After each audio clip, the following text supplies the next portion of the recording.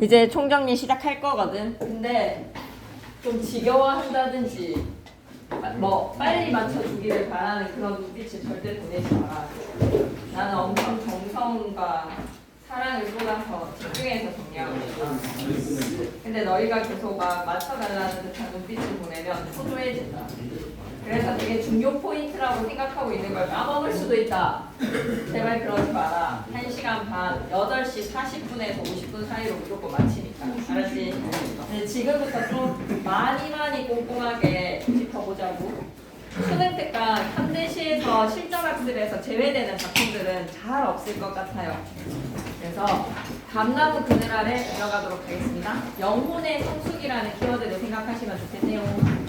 2페이지의 핵심 정리부터 보면서 본문 내용으로 갈게요. 화자가 나라는 사람으로 드러난다, 드러나지 않는다, 겉으로 드러나지 않음에다가 즉 자연사를 통해서 인간사를 빗대어 표현을 하죠. 그러니 추상적이고 관념적인 주제가 감각적, 구체적으로 형상화된다. 자신이 감나무다. 감나무와 동일시에다가 밑줄 익어가는 감나무를 통해서 여러분이 생각해야 되는 것은 무엇이다? 내적 성숙에다가 밑줄. 그래서 그리움은 사라지지 않습니다. 그리움은 날로 자라나는 것이고 기다림이 웬 것이라면 우회로 적어야 되지. 맞춤법상 우회로 적어야 되는 거 기억해줘. 그 기다림이 날로 익어서 푸른 땡감이 홍시가 되어가는 것처럼 땡감이 홍시가 되어가는 것처럼 우리의 영혼도 성숙되는 것이니. 그래서 시작하자 내적 성숙에 대한 깨달음의 구절. 그래 마침내 형형의 등불을 밝힐 것이다. 형형의 등불은 홍시의 이미지라고 생각해줘. 시작하자가 지금 어디에 있다? 감나무 그늘 아래에 있어. 땡감이 홍시가 되어가는 과정에다가 있을 것이고 이걸 관찰하고 있지. 그래서 삶에 대한 깨달음을 얻는 공간이 어디다? 감나무 그늘입니다. 감나무 그늘. 생각보다 오늘 좀 많이 오네. 많이 안 올 거라고 생각했는데. 앞쪽에 앉았을래? 이쪽에. 네. 그리고 한 명은 여기 앉아도 되는데 둘이 같이 앉으면 또 첫째 들어가. 이거 개수 문제로 100% 나온다. 여기로 와주면 된다. 100% 나온다. 표현상의 특징에다 별표 셋. 유추. 내적 성숙의 과정은 자연사를 통해서 미루어 짐작하세요. 땡감이 홍시가 되어가는 과정에 빗대어서 표현을 하니 시상 전개의 축은 유추입니다. 유추. 그리고 통사구조가 1, 2행이랑 3, 4행이랑 26, 27 반복되는 통사구조의 반복은 대구법. 그리고 표현상의 특징 세 번째, 이거는 김지성 쌤도 필기해 주셨던 내용이니까 관념의 기체화 생각할 수 있겠지. 추상적 대상이 구체적인 사물인 것 마냥 구체화되었다고 기다림이 날로 익어가니 서러움이 익어가니 눈에 보이지 않는 기다림과 서러움을 익어가는 대상으로 구체화시켰다. 그리고 청자를 설정해서 말을 건네는 방식, 대화를 하는 듯한 방식. 맞아보게, 들어보게, 하객체 사용하고 있지. 그래서 말을 건네는 방식. 시간의 흐름에 따라서 시상을 전개합니다. 땡감이 홍시가 되어가는 과정. 그래서 그 감나무 그늘 아래 그 과정을 관찰하면서 내적 성숙에 대한 이야기를 전달한다. 개간 들어가 볼게. 감나무와 화자는 동일시되는 대상이고 유추적 발상 밑줄 한번 꺼주세요. 감나무에 익어가는 땡감은 임에 대한 그리움이 심화되는 것이다. 이쪽 있자. 그리움이 심화에다가 밑줄. 헤어진다고 해서 끝난 게 아니야. 이별하고 나면 더 보고 싶어지거든. 기다림 끝에 맺은 형형의 등불은 형형의 등불 하트. 진짜 불을 켜는 게 아니라 뭐에 대한 이미지? 땡감에 대한 이미지로 기억하셔야 되겠어요. 아, 땡감이 아니라 홍시에 대한 이미지로. 이별의 고통은 그리움으로 내적 성숙으로 갈 거야. 이별의 고통에다가 밑줄. 그 이별의 고통이 고통으로 끝나는 것이 아니라 우리의 무엇을? 내적 성숙을 만들어준다. 내적 성숙에다가 밑줄.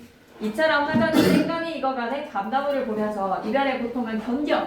기다려. 그러면 여러분의 내적인 성숙을 맞이할 수 있을 거야. 유사구조의 반복, 대꾸법을 통해서 주제를 강조하는 운율의 형성. 본문 내용 한 번만 딱 읽고 가자. 감나무 잎새가 바람에 흔들리는데요. 감나무 잎새가 흔들리는 것은 무엇이라고 생각해라? 이별의 고통이라고 생각해봐봐.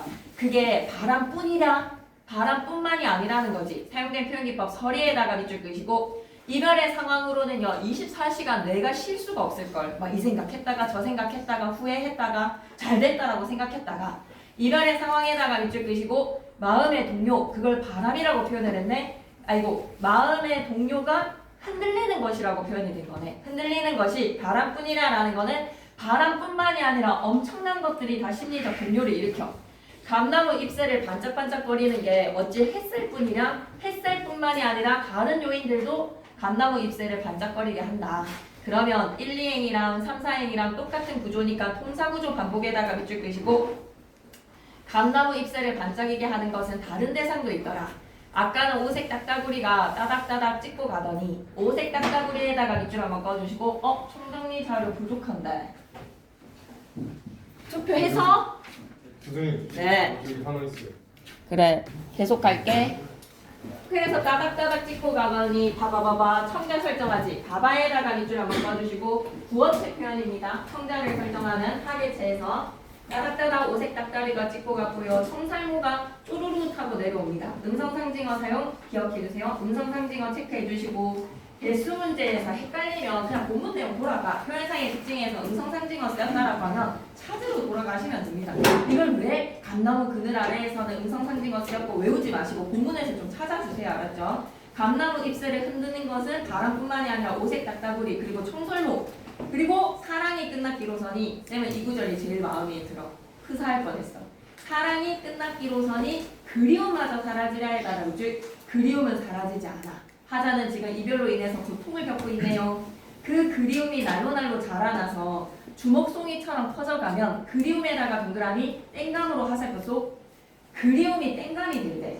푸른 땡감 말이야. 그리움이 심화되는 과정이 땡감의 과정으로 이제 유추해보자. 때로는 머리 위로 흰 구름을 이어봐봐. 때로는 온종일 장대비를 맞아봐봐. 흰 구름에다가 밑줄, 장대비에다가 밑줄. 한마디로 성숙되어 가는 데 있어서의 요소는 뭐다? 흰 구름을 이어야 되고 장대비를 맞아야 돼. 그래야지 땡감이 무엇이 될 것이다? 홍시가 될 것이다. 그래서 시 내용 하면 딱 떠올랐으면 좋겠어. 감나무 그늘 아래라고 하면 이별의 고통이 끝났다고 해서 그리움이 사라지는 것이 아니다. 그걸 땡감과 홍시의 관찰, 성숙의 과정, 이별까지 나눈 마당에 기다림이 우회인 것이라면 맞춤법 틀린 것 좀 체크해줘. 화자가 기다리고 있어. 감나무 그늘에서 평상을 놓고 그래 밤이면 잠을 뒤척여서 밑줄 한번 꺾고 가자. 이별에 대한 기다림입니다. 이별한 대상에 대한 기다림에다가 밑줄 산이 우는 소리도 한번 들어봐봐. 이런 걸 권유하는 거야.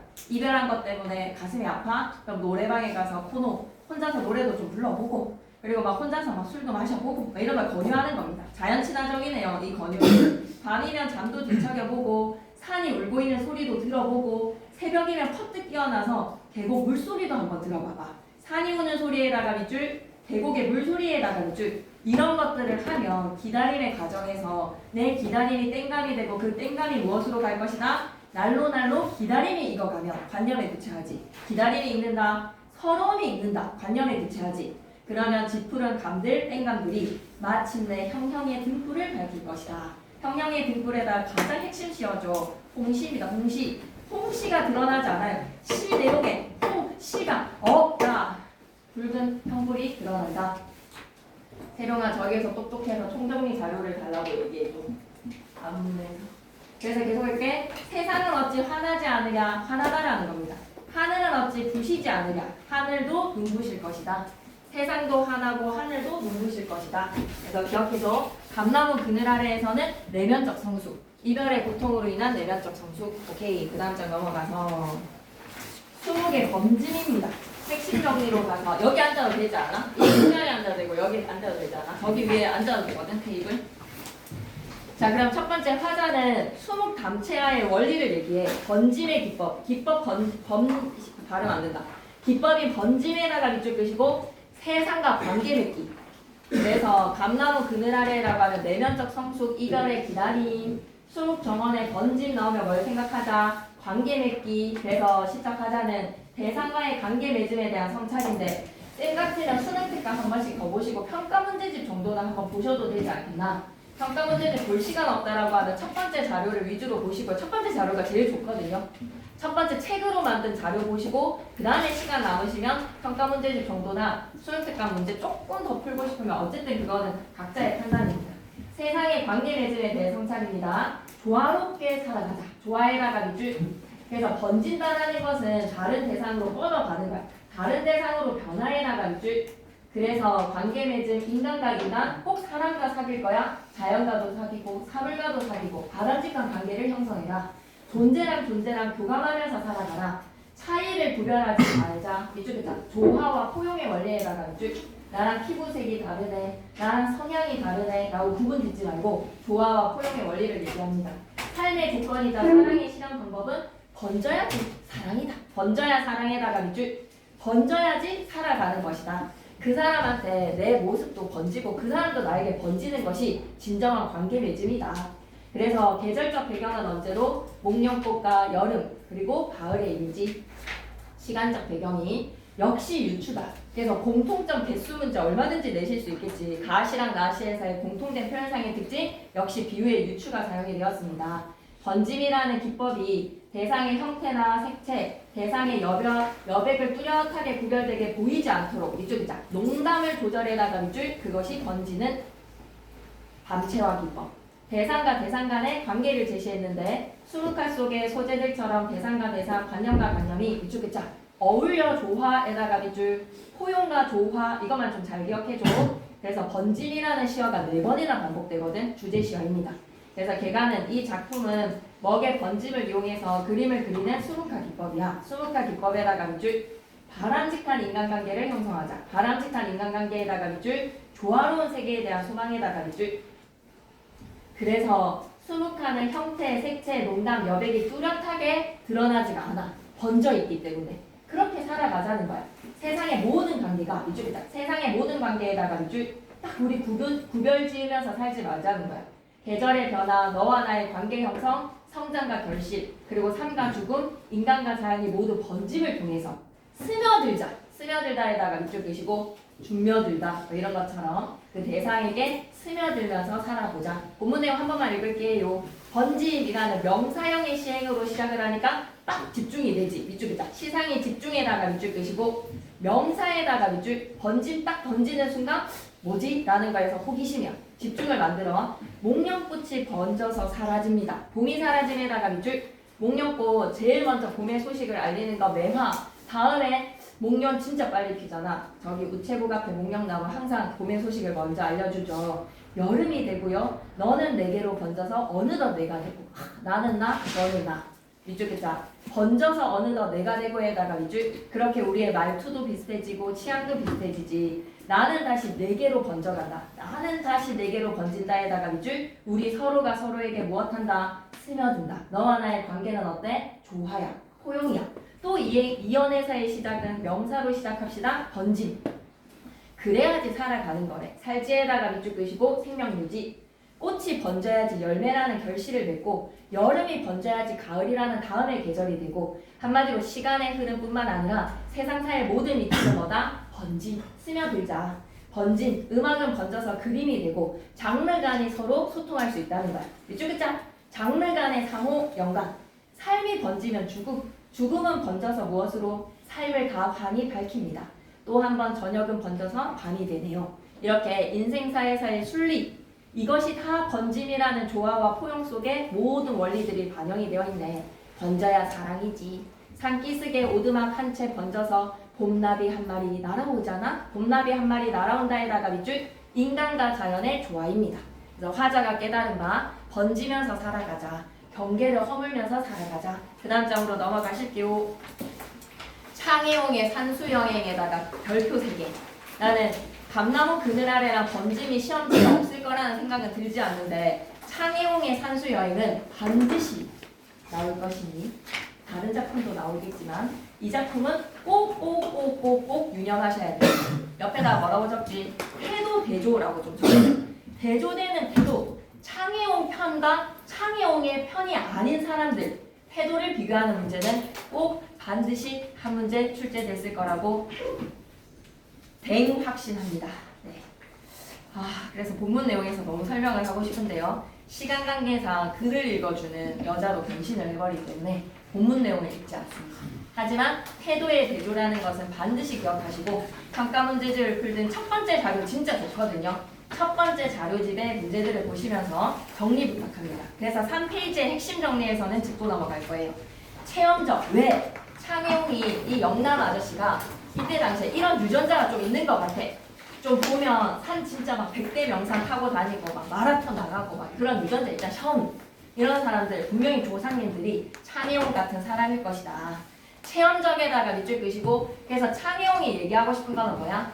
입만 막 살아가지고 막 동동거리면서 입만 떠들지 말고 두 다리로 걸어 다니라는 거야. 그래서 조선이 손바닥만 하지만 난 조선에 있어서 유명한 산, 유명한 바다 좀 다 봤다라는 것으로 좀 자랑을 하죠. 창해옹을 직접 만났습니다. 실존 인물이에요. 체험을 바탕으로 해다가 밑줄 그시고 산수 여행의 진정한 의미에다가 밑줄 케이블카를 타지 않는 이유 창해옹을 통해서 한번 생각해 보세요. 그래서 뭐 취미 동호회를 든다라고 하면 여러분도 뭐 산악회 정도 들 수도 있는 마음이 생길 수도 있겠네요. 창해옹을 통해서 글쓴이는 전적으로 예찬하잖아요. 예찬적에다가 밑줄 어떻게 만났지? 세상 구경하는 이유를 들으면서 그리고 그가 유산기를 썼지 그거를 보여줌으로써 막 자랑을 해. 그러고 한 해 뒤에 똑똑똑 찾아왔는데 어디를 다녀오셨다? 두 군데 안 갔었거든. 첫 만남에서 가지 않았던 두 장소는 제일 최북에서의 최북단에 위치하고 있는 백두산, 최남단에 위치하고 있는 한라산을 가지 않았어. 그래서 창해옹이 백두산을 여행하고 돌아오신 거야. 백두산 여행에다가 밑줄 그시고 그러면서 견문에 대해서 쫙 자랑을 합니다. 백두산에 대해서 자랑을 해서 금강산은 이미 갔었어요. 백두산에 대해서 밤새도록 자랑을 하고 근래에서는 행적을 잘 모르는데 탐나 제주도에서 온 사람의 말을 들었더니 분명히 창해옹 같은 사람의 이야기를 했어. 와, 창해옹은 어디도 가셨을 것이다. 한라산도 가셨을 것이다. 그럼 대한민국 명산에 가보지 않은 족적을 남기지 않은 장소가 없구나라는 것으로. 근데 이러한 내용에 대한 판단보다는 분명히 대조입니다. 대조.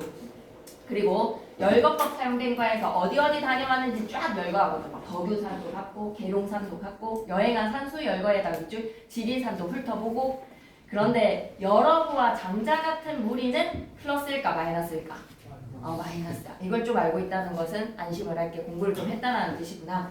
여러부와 장자 같은 무리에다 마이너스 성인을 따르는 사람들과 대조. 그리고 여러부와 장자호사를 인용해서 이 사람들 무리를 비판했지. 마이너스 표시 한 번만 더 해주시고 공자와 안연의 고사는 플러스의 고사로 마음의 즐거움을 추구한다라는 이야기죠. 밑줄 글자 마음의 즐거움 추구라고 좀 적어주시고 그래서 고사 인용을 통해서 대조되는 태도 꼭 체크하셔야 됩니다. 제발 정독하시고 구절이 막히면 이 부분 이해 안 돼요 라고 세부적으로 물어보세요. 전체 지문이 이해 안 된다고 나한테 툭 던지면 좀 곤란할 것 같거든요. 이제는 그런 시간들이 좀 많이 지나왔기 때문에 하지만 짚어주신다면 세부 내용 설명 가능합니다. 개간으로 갑니다. 기창의 옥류산사 글쓴이가 창해옹과의 만남을 통해 수필이다. 고전 수필이라서 글쓴이 나가 직접 경험한 이야기야. 새롭게 알게 되고 깨달은 바에다가 밑줄 그게 뭔데? 두 다리로 실천하는 삶이요. 직접 체험하는 삶에 마음의 즐거움을 추구하는 삶의 즐거움이요. 창해옹을 만나서 세상 여행을 다닙니다. 세상 여행에다가 밑줄 그시고 그리고 두루두루 안목을 넓혀. 안목을 넓혀에다가 밑줄 지문 내용 모르겠다라고 하면 영상 올라가 있으니까 꼭 한번 들어보시죠. 이 지문은 진짜 본문 내용이 좀 중요합니다. 되게 설명 자세하게 잘했거든요. 그래서 안목을 넓혀야 한다. 그리고 그와의 대화를 통해서 밑줄 글자 이익만을 추구하는 선비들과 허황된 세계를 탐구하는 학자들의 잘못에다가 밑줄 입만 떠들고 자빠졌구나. 글쓴이는 창해옹이 산수여행을 통해서 돌을 닦는 이다. 칭송 밑에다 다시 한 번 더 예찬적 적어주시고 조선 팔도를 누비는 그에게 리스펙. 넘어가서 광화문 겨울 불꽃나무. 당연히 있겠지. 시는 두 편씩 묶어서 공통점의 개수 든지 무조건 개수 문제도 내셨을 거예요. 시는 무조건 개수 문제라고 확신합니다. 핵심 정리로 가시죠. 광화문에서의 이름의 명칭답게 겨울에 이 동구들이 쉬지를 못하게 하네. 겨울나무의 안식을 방해를 합니다. 그래서 화자가 나라는 사람으로 드러나지는 않지만 공간적 배경이랑 계절적 배경이랑 많이 구체적이지. 겨울 저물녘에 광화문 사거리에다 네오박스. 계절적 배경, 공간적 배경 체크. 겨울 저물녘 광화문 사거리에다 네오박스. 가로수들이 어떤 상태지? 꼬마 정구의 가로수에다가 밑줄 그어서 시적 대상. 이 꼬마 정구의 모습에 뭔가 좀 이 야경의 모습이 아름답잖아. 그래서 박수를 칠 뻔했어. 그런데 잠깐만 가만 생각해보니 밑줄 긁게 자연의 순리를 역행에다가 밑줄 현대 문명에 대해서 이건 좀 아니잖아. 이순신 장도 눈을 못 감잖아. 시적 화자의 정서와 태도입니다. 가로수의 꼬마 정구가 예쁨의 대상이 아니야. 찬란하기 때문에 백화점 앞에서의 그 화려한 네온 사인이 긍정적으로 보이지가 않아. 왜? 인위적, 인공적 아름다움에다가 밑줄 순간적으로 감탄할 뻔했어. 불꽃나무 하면서 손뼉을 칠 뻔했던 거야. 뻔에다가 동그라미 치시고 품사가 뭘까? 뭐뭐 할 뻔. 의존명사라서 띄어 쓴 거야. 자연의 순리에 역행하는 현대 문명에 대해서 뭐를 하자? 비판을 하자. 하나 달라고 해봐봐. 여기 똑똑해서. 너의 것이 준비되어 있다.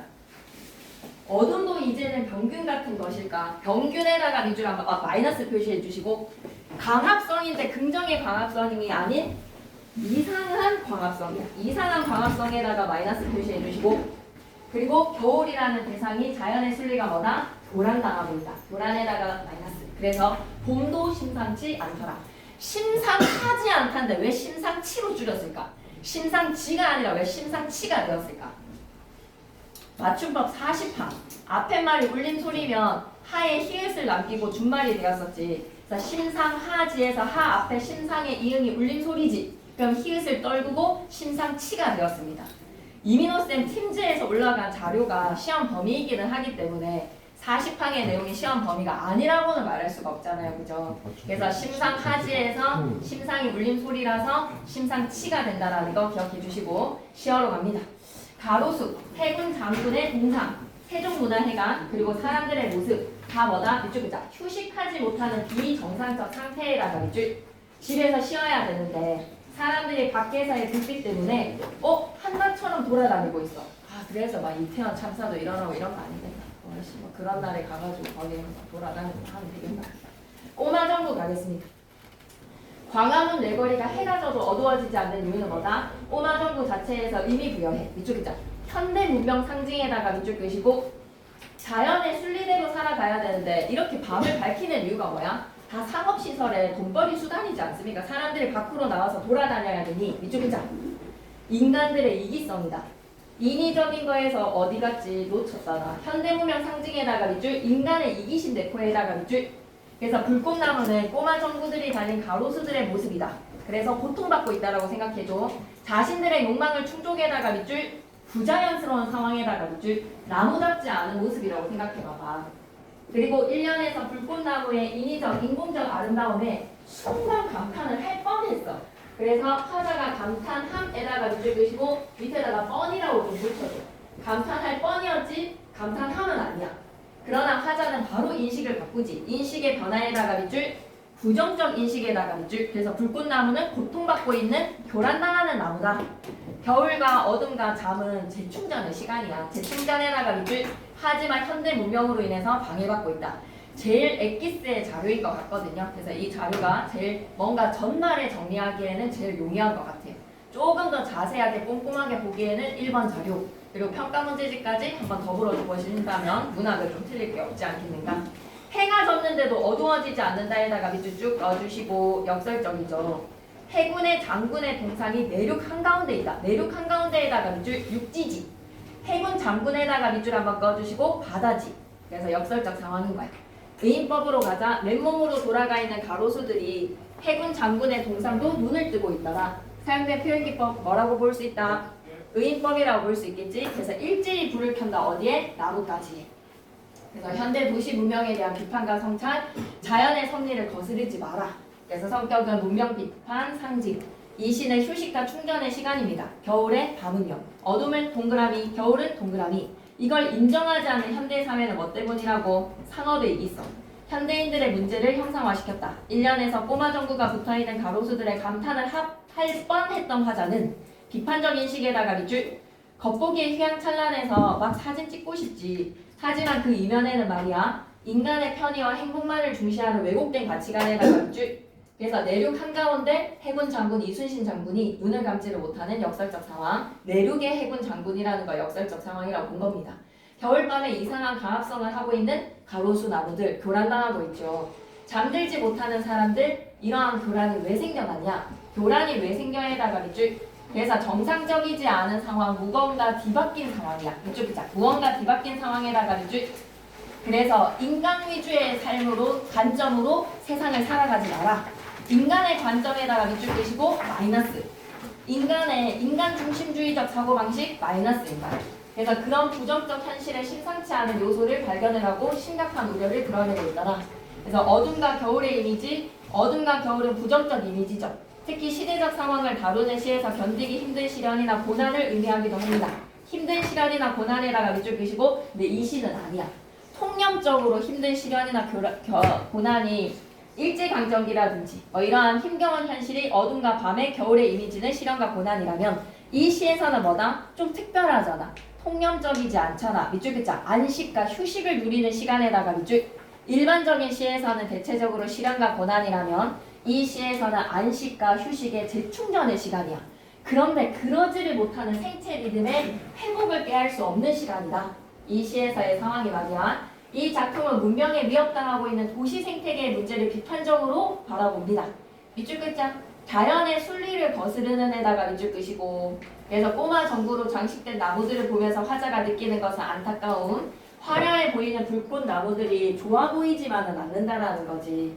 그리고 문명의 그 이면에 인간 중심의 왜곡된 가치관이 도사리고 있더라. 인간 중심의 왜곡된 가치관에다가 밑줄.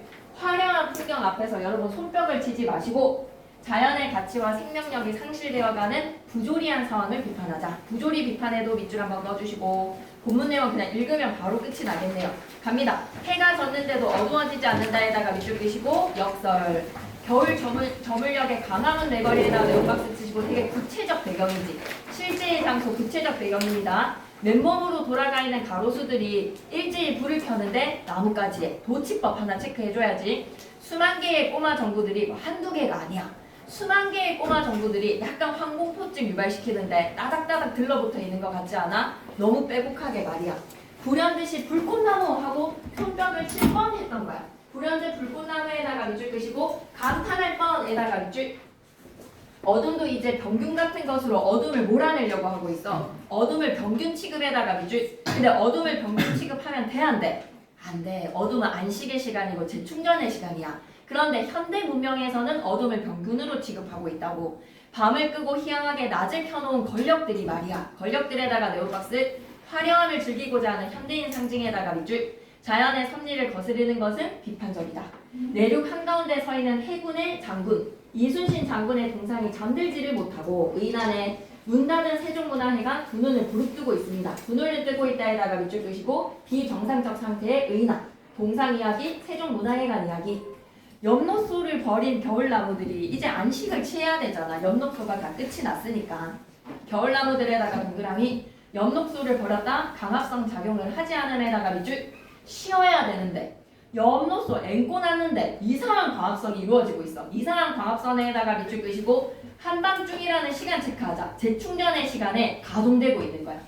꼬마 정도의 불빛으로 인해서 광합성 비정상적 상황에다가 밑줄. 자연의 이치에 맞지 않는 모습 밑줄. 광화문은 광화문이구나. 한자 그대로 어떤 거야? 밑줄 끄자. 밝은 빛이 되는 문에다가 밑줄. 휘황찬란한 곳이구나. 이걸 마이너스로 인식하는 거지. 밑줄 꺼야 돼. 자연의 순리를 상실한 곳이 광화문이구나. 광화문은 이름대로 광화문, 자연의 섭리를 상실한 곳이구나. 광화문의 처지, 상황, 마이너스로 인식이야. 뿌리로 내려가 있던 겨울나무들, 뿌리로 내려가 있던 애가 가로로 묶으시고 플러스에 엽록서 끝이 났어. 재충전하려고 하는 겨울나무들이 저녁마다 황급히 올라왔다. 올라오는 거 플러스 마이너스? 마이너스야. 내려갔으면 쉬어야 되는데 올라오는 거 플러스가 아니야. 마이너스야. 겨울이 한마디로 말해서 시작하자가 얘기하고 싶은 건 교란. 그래서 병균이라는 거는 권력자들이라든지 이기심의 인간 중심주의적 사고방식을 가진 사람들이 어둠을 병균 취급하는 것이고 겨울이라는 대상은 무엇 당하고 있다? 교란 당하고 있다. 생태계 혼란의 밑줄 한번 꺼주세요. 밤에도 잠들지 못하는 사람들. 이 사람들은 피해자야. 권력자들이 가해자라면 사람들은 피해자의 사람들이라는 걸 기억해야 돼. 고통받고 있는 불꽃나무란 사람들이랑 이거 분명히 선제해서 실수할 거거든. 사람들을 현대인이라고 바라보고 인간 중심주의적 사고방식을 가진 사람들이라고 생각하면 절대 안 돼. 권력자들이고 사람들은 휴식과 재충전을 추구하지 못하는 사람들, 자유롭지 못하는 사람들이라고 좀 생각해줘. 피해자들이야. 광화문 겨울나무, 불꽃나무들 피해의 자연이야. 다가오는 봄이 심상치 않아. 심상치 않다에다가 밑줄 좀 걱정돼. 이게 시적하자의 어떤 태도? 우려입니다. 현대의 문명 사회에 대한 문명 비판, 우려적 태도.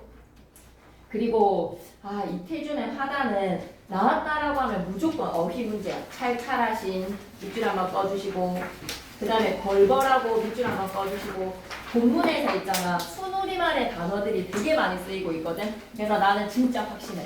그래서 선생님이 적어주셨어. 필기 진짜 적던데 찰찰하신이라든지 이런 거 단어들 적어주셨더라. 그래서 반드시 나는 이거는 어휘가 나왔다라고 생각해서 본문 정독하셔야 됩니다. 그래서 정독하다가 내가 모르겠는 어휘 나와서 브레이크가 걸린다? 형광펜으로 밑줄 꺼서 네이버 창에다가 치든지 쌤한테 물어보든지 꼭 어휘 문자. 이거 무조건 어휘로 나왔을 거야. 내용은 하나도 어렵지 않아. 노인이 정말 사랑과 정성으로 가꾸는 그 하단이 너무 인위적이어서 보고 싶지가 않다. 있는 그대로 자연에서 거칠게 자란 야생의 꽃들이 더 아름답다라는 노인의 태도와 글쓴이의 태도 대조. 그러면 키워드 2개만 적고 가자. 어휘 문제 무조건 나왔고 자연을 대하는 화단을 대하는 태도가 대조적이다라는 거에서 대조와 어휘 진짜 무조건 나왔을 거예요. 이걸 만약에 선택을 하셨다라고 하면 어휘 문제 대조입니다. 10을 맞추세요. 넘어가서 3페이지. 자, 노주인은 이 글에서의 서술 대상 주인공이야. 글쓴이가 가치 있게 여기는 대상은 밑줄 끌게. 본래의 모습에다가 밑줄 있는 그대로에서의 잠이 손대지 않은 것. 자연 그대로에서의 미인을 추구하자. 잠이. 그런데 노주인은 튜닝이 잘 된 성형미인이 더 아름답다라는 거야. 의느님이 좀 만져줘서 되게 세련된 아름다움으로 밑줄 끄자. 인공이 가미에다가 밑줄. 하지만 글쓴이는 그것을 불육해하게 느낍니다. 불육해에다가 밑줄 끄시고. 그래서 내가 가지고 있는 자연관은 자연관에다 크게 별표 하나 치시고 그 자체로 완벽한 신이다 라고 딱 정의를 내려. 밑줄 끄자. 자연에다가 동그라미 완벽한 신과 같은 대상에다가 밑줄. 그래서 인간이 자연에 대해서 손을 대잖아. 그러면 부정만 타는 거야. 의느님이 손을 대는 순간 보톡스 바넬이 들어오는 순간 밑줄 끄자. 부정적 영향에다가 밑줄. 그러니까 그대로 늙어라. 밑줄 끄자. 자연을 더 낮게 변화시킬 수는 없음에다가 밑줄. 도구적 자연관에 대한 비판입니다. 자연을 다듬으려고 하는 것에 대한 비판. 도구적 자연관이 무엇이지요? 자연을 인간의 목적 수단으로 삼는 것. 밑줄 끄자. 자연을 인간의 목적을 위한 수단에다가 밑줄. 나의 육해를 위해서 막 아름답게 가미시키려고 하는 것이 잘못됐다. 이러한 관점에서 자연을 그 자체로 막 동글동글하게 막 나무를 베고 모양을 내고 하지 마. 인간의 필요한 욕구를 충족시키려고 하지 마. 도구적인 자연관에 대한 비판. 그러면 일화제시입니다. 주인이 되게 자랑스러워 하거든요. 자기의 화단에 대해서. 노인이 화단을 가꾸는 일이 에피소드예요. 화단을 가꾼 일에다가 밑줄 끄시고 음성상징어 가득가득 도닥도닥 성큼성큼. 지규적인 표현. 불에 데인 것처럼 가을 가랑잎 소리 날 것 같던 부르튼 듯 흙예문같이 채반처럼 푸른 채반에 붉은 꽃송이를 늘어놓은 것 같은 서리적인 표현에서 자문자답을 해버려. 자연 그대로의 것이 완벽하다. 밑줄 끄자. 자연 그대로의 것이 완벽하다에다가 밑줄. 글쓴이 생각이지.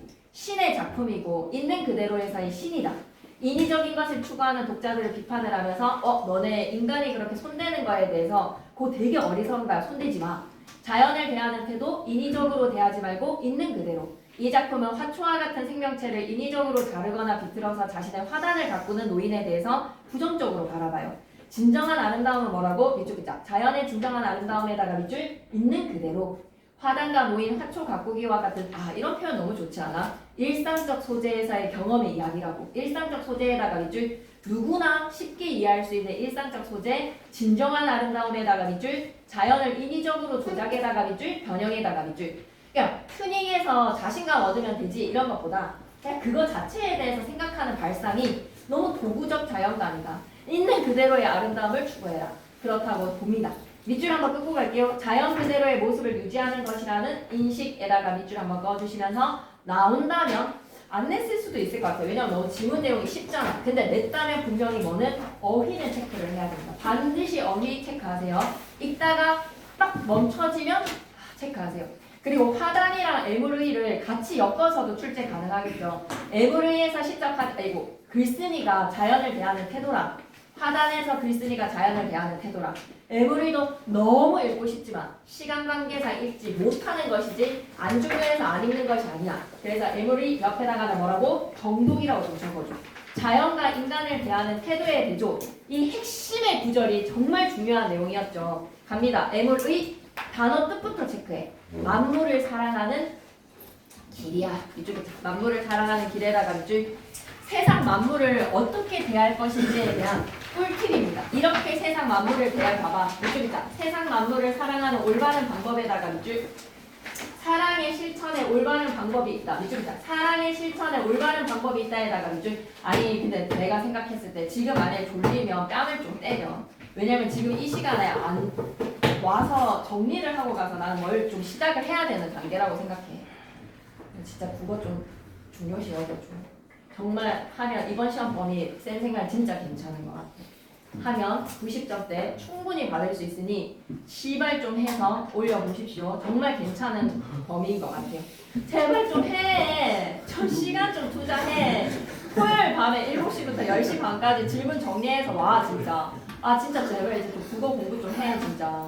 밑줄 하나 끊고 가자. 아씨 이 말 진짜 중요하다.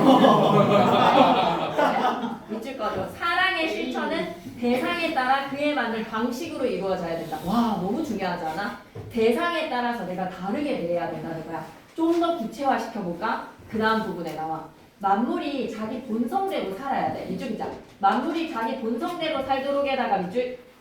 너무 중요해. 분자가 만물을 어떻게 사랑하느냐? 사람은 사랑하되 어질게 대할 필요는 없어. 자연물은 어질게 대하되 사랑할 필요는 없어. 이 말을 이제 뭐라고? 실천이 대상에 따라서 다른 방식으로 이루어진다는 거야. 자연을 어질게 대한다는 게 뭐지? 그냥 좀 도덕적으로 좀 지키라는 거야. 막 그물로 막 산소통 메고 들어가서 막 쓸어오지 말라는 거야. 밑줄 끌게. 함부로 베거나 잡지 않고에다가 밑줄. 사냥과 낚시 해야지. 생존을 위해서 인간 중심이니까. 그런데 너는 돈은 지키라는 거. 어진 돈은 지켜라. 생태계 균형 유지에다가 밑줄. 사람들의 삶의 존속을 위해서는 자연은 내가 취해야 하는 대상은 맞아. 그런데 자연을 사랑할 필요가 없다라는 거에서 자연을 살생할 수 있음에다가 밑줄. 왜? 1순위는 인간이니까. 사람이 세상의 으뜸이니까. 밑줄이자. 사람이 꽃보다 아름다워. 사람이 세상의 으뜸에다가 밑줄. 그래서 인간 중심주의적인 인본주의적 관점입니다.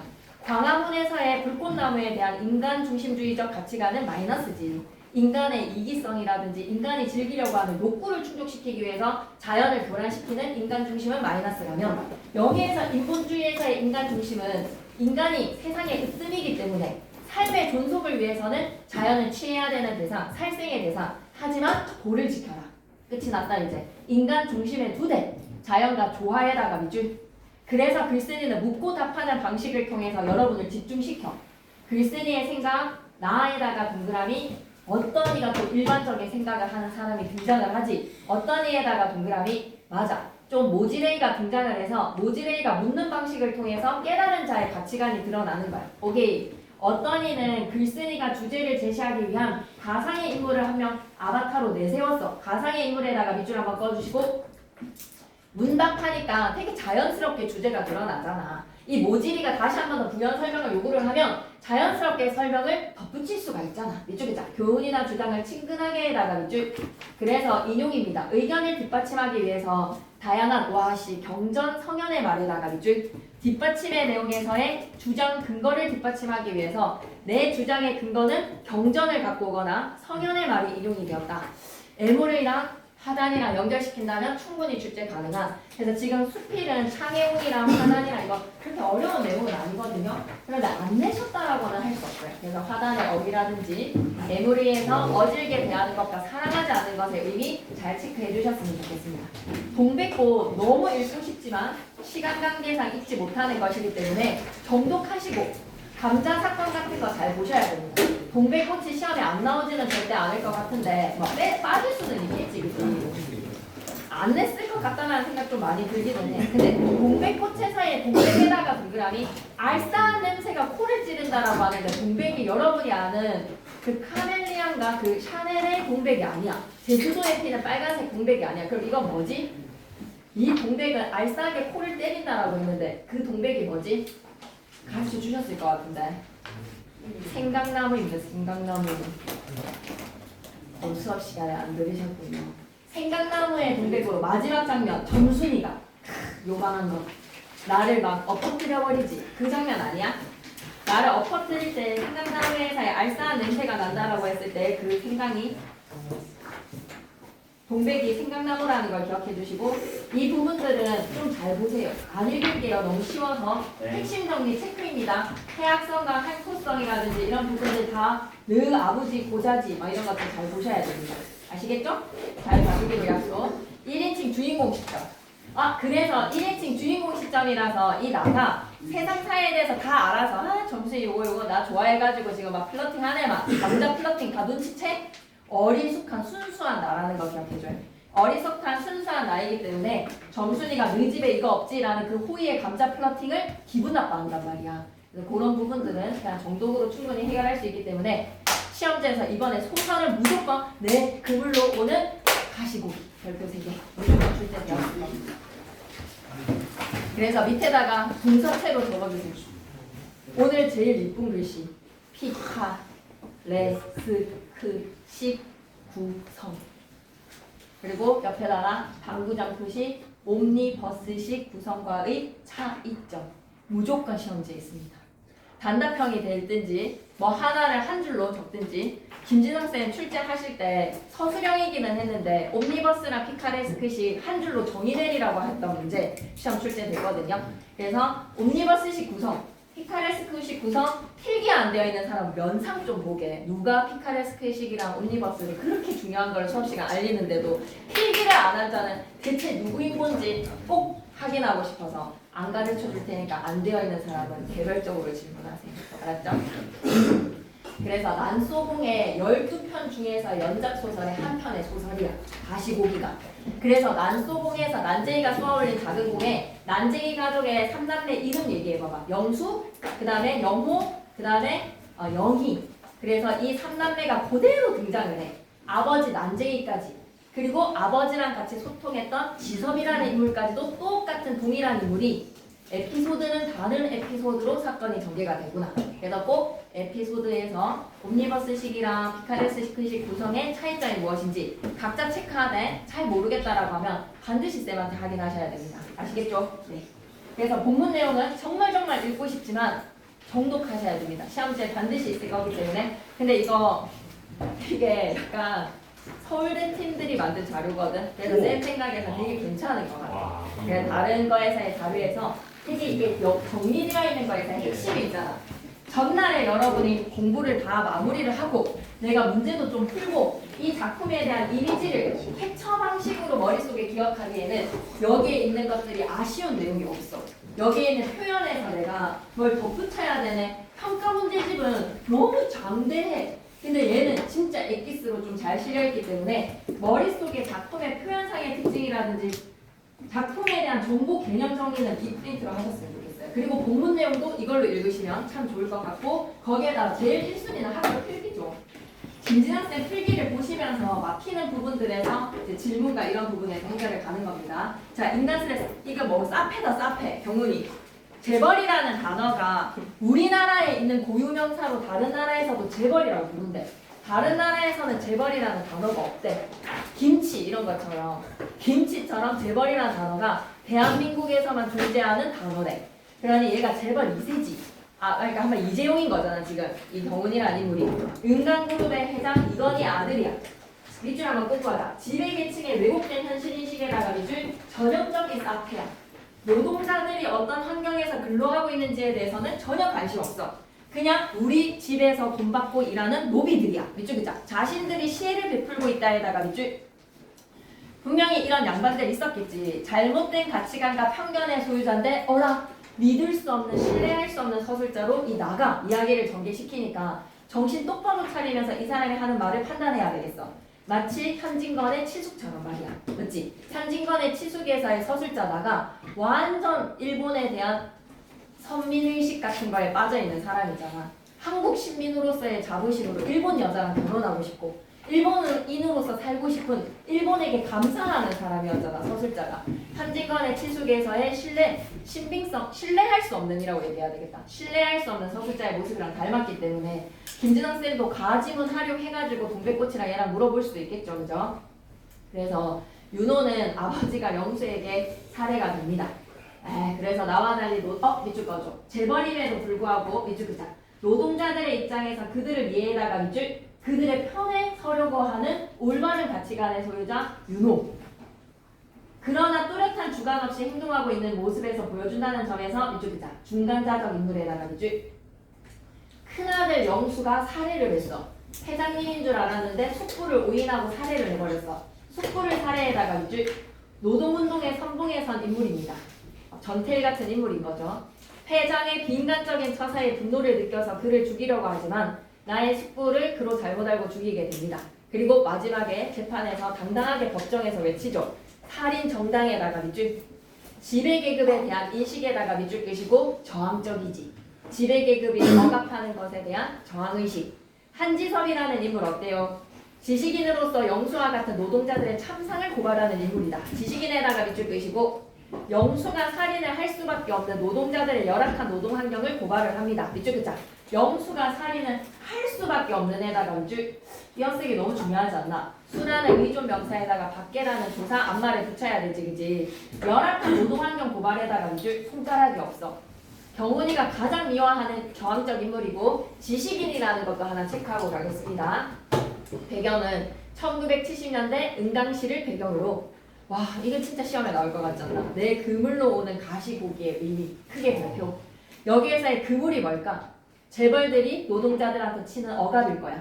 그래서 내 그물로 오는 가시고기는 끝부분에 꿈이라는 소재에 등장합니다. 꿈의 소재, 밑줄 글자 꿈에 등장하는 소재에다가 밑줄. 그래서 이 꿈 장면 얘기하셨어 수업 시간에. 필기는 안 되어 있어서 근데 얘기를 할 수밖에 없는데 도와주겠니? 수업 시간에 얘기하셨는지 말했던 것 안 했니? 꿈 장면은 얘기 안 했니? 그러면 크게 별표는 치진 않대. 체크는 하겠습니다. 꿈속에서 내가 그물을 쳤어. 돈을 막 모으려고 하는 기업의 그물이라고 생각해봐봐. 그물에다가 동그라미. 그래서 물안경을 쓰고 물속으로 들어가서 어동통통한 고기들이 그물코에 걸리는 것을 기대했어. 한때의 고깃대가 내 그물을 향해 오네. 오예. 그런데 살찐 고기들이 아니라 이쪽이자 앙상한 뼈와 가시의 두 눈과 가슴 지느러미만 달고 있는 가시고기가 온 거야. 여기에서 나가 고기들을 향해서 그물을 친다라는 행위의 의미는 이쪽이자 이윤을 거두기 위한 공장 노동자의 억압이야. 공장 노동자들에게 가하는 억압이야. 그런데 살찐 고기들이 내 그물에 차는 것이 아니라 가시고기가 그물에 찬다라는 거에서 이쪽 글자 법정의 방청석을 메운 공장 노동자들에다가 밑줄 가시고기의 외양인 거야. 너무 가난한 사람들이야. 경제적인 억압을 받아서 가시고기가 어떻다고? 밑줄 글자 열악하고 피폐한 삶을 살고 있는 노동자 계층이 가시고기다. 그러면 꿈 얘기하지 않으셨어도 제목의 의미에서 가시고기가 뭘 의미하는 거? 라고 물어보시면 뭐라고 생각해야 돼? 열악한 노동 환경에서 고통받고 있는 노동자들이라고 기억하면 돼. 알았지? 열악한 환경에서 고통받고 있는 노동자들. 쌤 어머니도 야간학교 다녀서 낮에 공장 다니고 병원에서 일하시기도 하고 공장에서도 일하시기도 했었다는데 그거 했대. 화장실을 안 보여내줘서 애기들 분유통이 옆에 화장실로 있었대. 요강같이 쓰는 거여서 그냥 화장실을 안 보냈대. 화장실 가는 그 시간도 옆에 앉아가지고 바로 옆에 두두두두 이거 했어야 됐대. 열악한 노동 환경에서 고통받는 노동자들. 뭐로? 상징적 소재 가시고기. 할 수 있겠니? 오케이. 계속 여기에서 나가 고기들을 향해서 그물을 치는 행위는 이윤을 거두는 거. 그거 꼭 기억해 주시고 인물 간의 인식 차이 가겠습니다. 영수뿐만 아니라 노동 현실과 노동자 그리고 자본가들의 상반된 시각이 들어왔어. 사페 누구라고? 경훈이. 오케이. 서술상의 특징 밑줄 것 가자. 시험에 나온다. 1인칭 주인공 시점에다가 밑줄 잘못된 가치관에다가 밑줄 사건 왜곡 평가에다가 밑줄 신빙성 없는 이라고 하는 거예요. 믿을 수가 없다는 거야. 신뢰할 수가 없는 서술자입니다. 그래서 보기 박스도 주시겠지. 지배계급을 서술자로 설정할 의도가 뭘까? 왜 이 사페가 서술자가 됐을까? 사페의 그립된 가치관을 통해서 이거 인간 쓰레기의 사고방식을 봤나라는 것으로 비판을 가하라는 거야. 이 작품의 서술자 나는요. 노동자 계급이 아니라 밑줄 글자 은강그룹 회장 아들에다가 밑줄 억압하는 편에 선 인물에다가 밑줄 이걸 왜 서술자로 설정이 되었을까? 기득권 계층의 현실과 막 손가락이 두 개가 없는 것에 대해서 경멸하지. 소외계층과의 대비에다가 밑줄 그시고 그래서 노동자 간과 현실관을 1인칭 주인공 시점에서 서술을 해. 가진 자들이 어떤 왜곡된 인식을 가지고 있는지 그 사세를 보여준단 말이야. 그러한 삶이 지배계층의 왜곡된 노동자관과 현실관에서 비롯된 것이라는 거. 그러니까 왜 노동자들이 이렇게 열악한 노동 환경에서 고통받죠? 라고 하면 이런 사람들이 자본가이기 때문인 거야. 어리석은 화자에다가 동그라미 치시고 화자를 비판하는 효가에다가 밑줄 아까 쌤이 얘기했던 작품 현진건의 치속도 그러해 3의 고발을 일부러 이런 서술자를 내세우는 거야. 1인칭의 서술자 이거 밑줄 하나 끄고 가자. 지레계측의 허위의식에다가 밑줄 끄시고 베테랑 영화 뭐 이런 어이가 없네 뭐 이런 거 있잖아요. 그런 소설의 내용이라고 보시면 되겠습니다. 줄거리 잘 체크하시고 무조건 시험지에 뭐는 있다. 내 그물 속의 가지고기 피카레스 표시 도선 100%로 줄 때 안 나왔으면 그럴 리가 없다. 메밀꽃 필문역 지워도 되지? 안 들어가는 거 맞지? 오케이. 후 정말 쉬운 문항인 것 같다. 지금 한다고 해도 다 머릿속에 이해되지 않아? 수필 3편에다가 소설 공백꽃이랑 가시고 그 어느 때보다도 머릿속에 체계화시킬 수 있는 시험 범위인 것 같다. 나 같으면 진짜 1등급 제 인생 건다. 내가 국어 진짜 제일 올려본다라는 거에서의 인생 건다 진짜.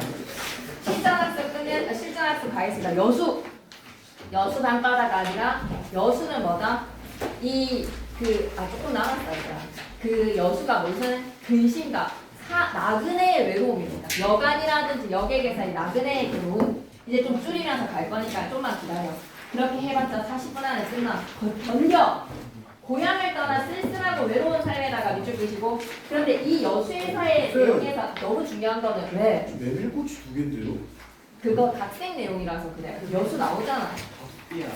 여수가 없는데? 여수 없어? 그럼 나중에 체크하고 유민이 거 좀 살짝 봐봐봐. 있지? 근데 여수에서 여러분 주목하셔야 되는 건 뭐예요? 과거도 마이너스고 여수 앞에 있다. 앞으로 그 복숭아나무 곁으로도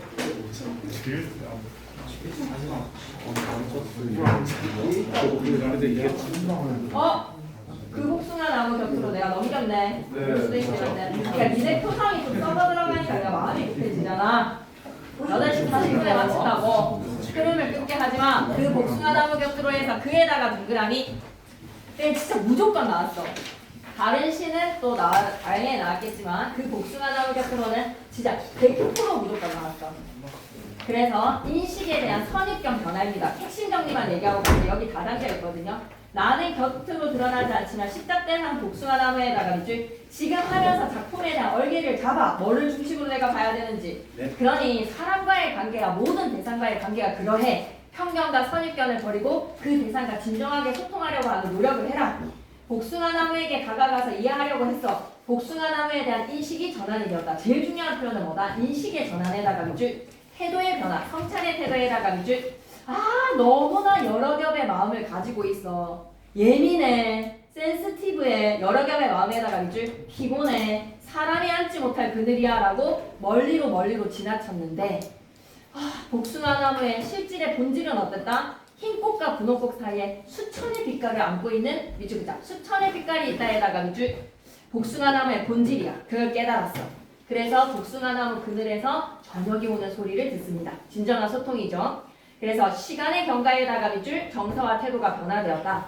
대상에 대한 편견과 오해, 심리적 거리감이 줄어든다는 거 기억하시고 함축적 시어, 진짜 본문 내용 읽고 싶지만 어쩔 수 없이 못 읽는 거니까 타인의 복숭아나무 동그라미 야 이거 진짜 시험에 나온다. 흰 꽃과 분홍 꽃은 뭐야? 그냥 겉으로만 봤어. 껍데기 피자, 피상적으로 내가 파악했던 거야.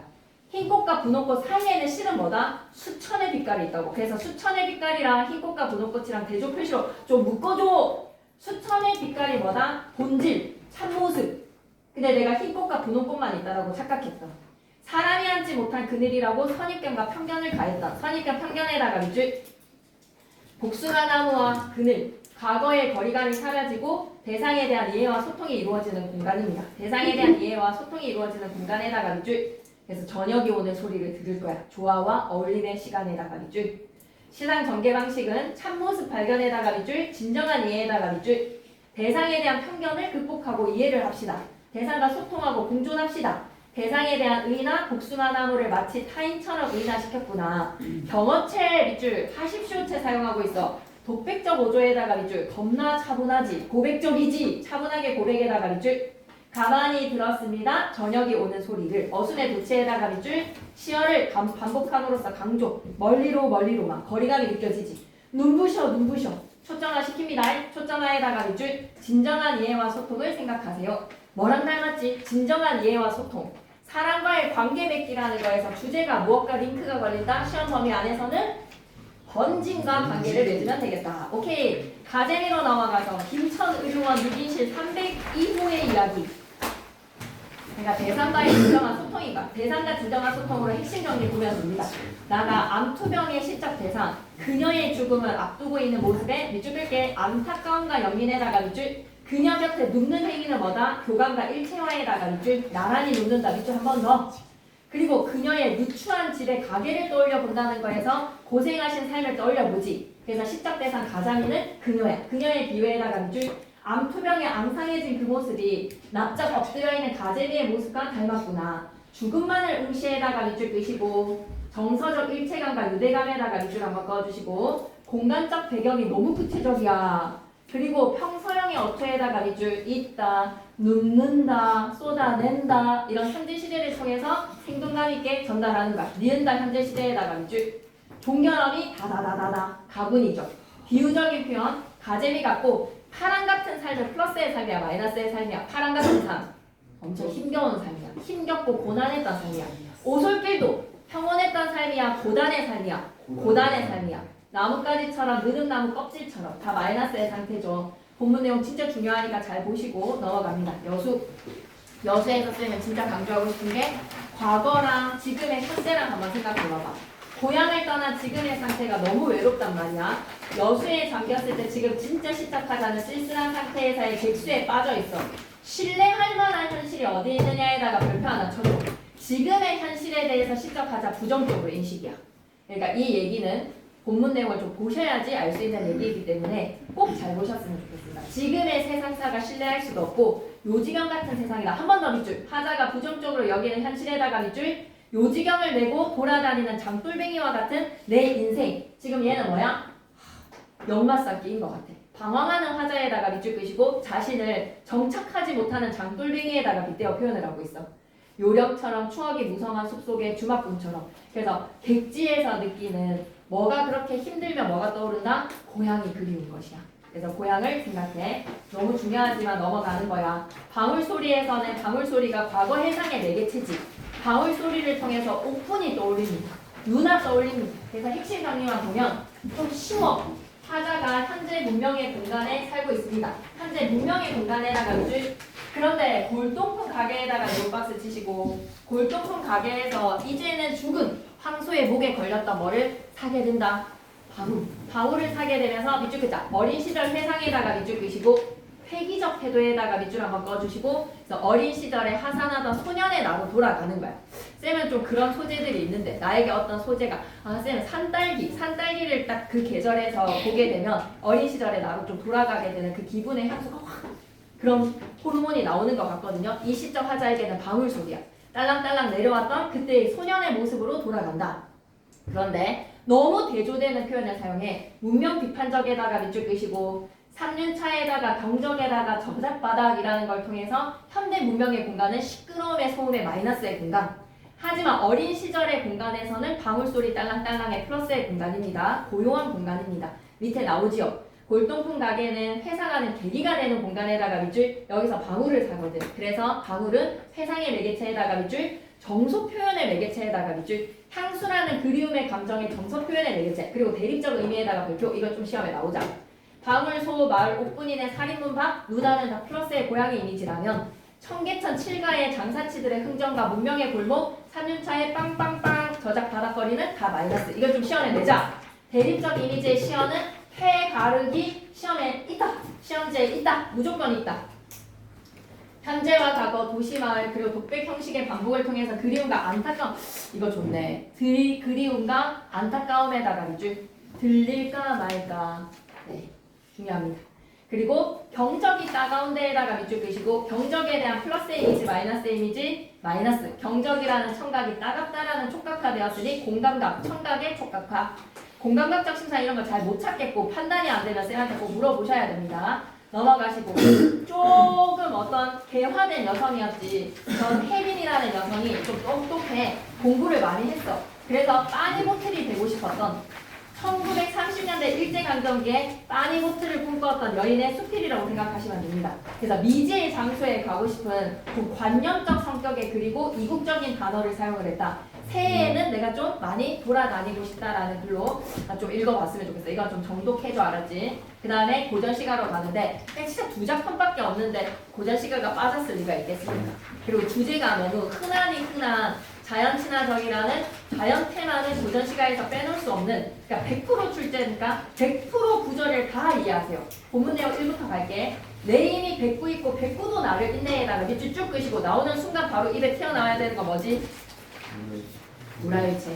우라일체에다가 밑줄 끄시고 둘이 서로를 잊었다라는 거는 구분이 안 돼. 번쩍거든 번짐이거든 누군지 모르리라. 언제나 해영을 만나서 이 둘을 가려내고 둘을 가려낼 필요가 있어 없어? 가려낼 수도 없고 없다. 그만큼 우리는 하나다. 무라일체 물심일령. 붉은 잎 산에 가득 빈강에 쓸쓸할 때 빈강에다가 동그라미 쓸쓸해다가 밑줄 끄시고 계절적으로 가을이 저물어 가는데 붉은 잎이니까 단풍이지. 붉은 잎의 가을에 빈강에 쓸쓸할 때 말이야. 낚시터에다가 밑줄 세월 낚시질하는 거잖아. 물고기 낚으려고 하는 게 아니잖아. 이게 딱 진맛이래. 제맛이래. 세상에 득 찾는 무리에다 가로로 묶으시고 세상에 득을 찾는 무리는 플러스의 무리 마이너스의 무리 마이너스. 그 무리들이 어찌 알기를 바라리라는 거는 공유 안 해줘. 이건 나만 알아야 되는 즐거움이니까. 내 귀가 시끄러움에다가 플러스 마이너스. 시끄러운 소음은 세상사에 대한 마이너스. 네 바가지를 버리려면 내 귀를 씻은 셈에 내 손을 못 먹이리라는 거에서 소구 허유 고사 인용인 거 끄덕끄덕 하십니까? 공명은 혜진신에다가 밑줄 한번 꺼주시고 A는 B다라는 은유법을 통해서 공명 버려. 혜진신이니까 이제 벗어나서 즐겨보세. 무엇을? 목적어 생략됐네. 자연을. 부기공명을 멀리하면서 살아가겠다는 거야. 옥계산 흐르는 물 연못을 이루. 이 표현 너무 좋지 않아? 옥계산 흐르는 물이 연못을 만들어서 달을 가뒀다. 오늘 마지막 보름달이라던데 2025년에 마지막 보름달 금요일이다. 내일이다. 올라가면서 보세요. 알았죠? 하자 현재 위치 공간에다가 밑줄 약간 속세랑 단절된 은둔의 공간이야. 이 고사를 모르면 안 되지. 구런의 고사가 나왔네. 없어? 구런의 고사 별표 하나 치자. 맑으면 갓을 씻고 흐리면 발을 씻네에다가 밑줄 끄시고 세상사가 마이너스라면 자연의 은둔을 해야 되고 세상사가 괜찮으면 내가 속세에 나가서 능력을 발휘를 하겠다라는 거지. 그럴 리가 있나? 그 다음에 어떠한 세상 사람도 청탁을 모르리라. 없는 것 같다. 빠진 것 같으니까 쌤이 나중에 챙겨줄게. 그래서 핵심 정리로 가겠습니다. 여기에서는 무라일체의 정서, 무라일체의 자연적 태도에다가 밑줄 산적함과 외로움의 정서, 세속적 욕망을 멀리하자. 세태에 대한 비판, 어떠한 세상 사람도 청탁을 모르래라. 대립적 의미는 시험지에 있어야 되지 않겠니? 별표 쳐놓자. 그래서 자연물을 통해서 하나의 정서를 드러내고 있다. 고사는 두 개 인용. 소구, 허유, 고사, 그리고 불언의 고사. 나중에 챙겨줄게. 그리고 자연에 응가하는 삶을 노래하는데 이거 육가가 장육당 육가인데 6수의 노래야 아니면 한 시가 시조로 바뀌면서는 몇 수로 바뀌어졌다? 4수입니다. 4수. 근데 이런 거 내용일치 문제로 냈을 것 같지 않나? 수업 들었나 안 들었나 라는 거에서 육가에서 육가의 육수의 노래가 아니라 한시에서는 육수였어. 근데 이게 평시조로 넘어오면서는 몇 수? 지금 보는 4수가 다입니다. 4수 다라는 거 꼭 기억하세요. 내용일치 선지로 나왔을 것 같습니다. 한 작품만 더 할게요. 영원 12장 갑니다. 영원 12장 이거 보세요. 뭐 사용 주세요. 뭐 하나 애들 사용해요.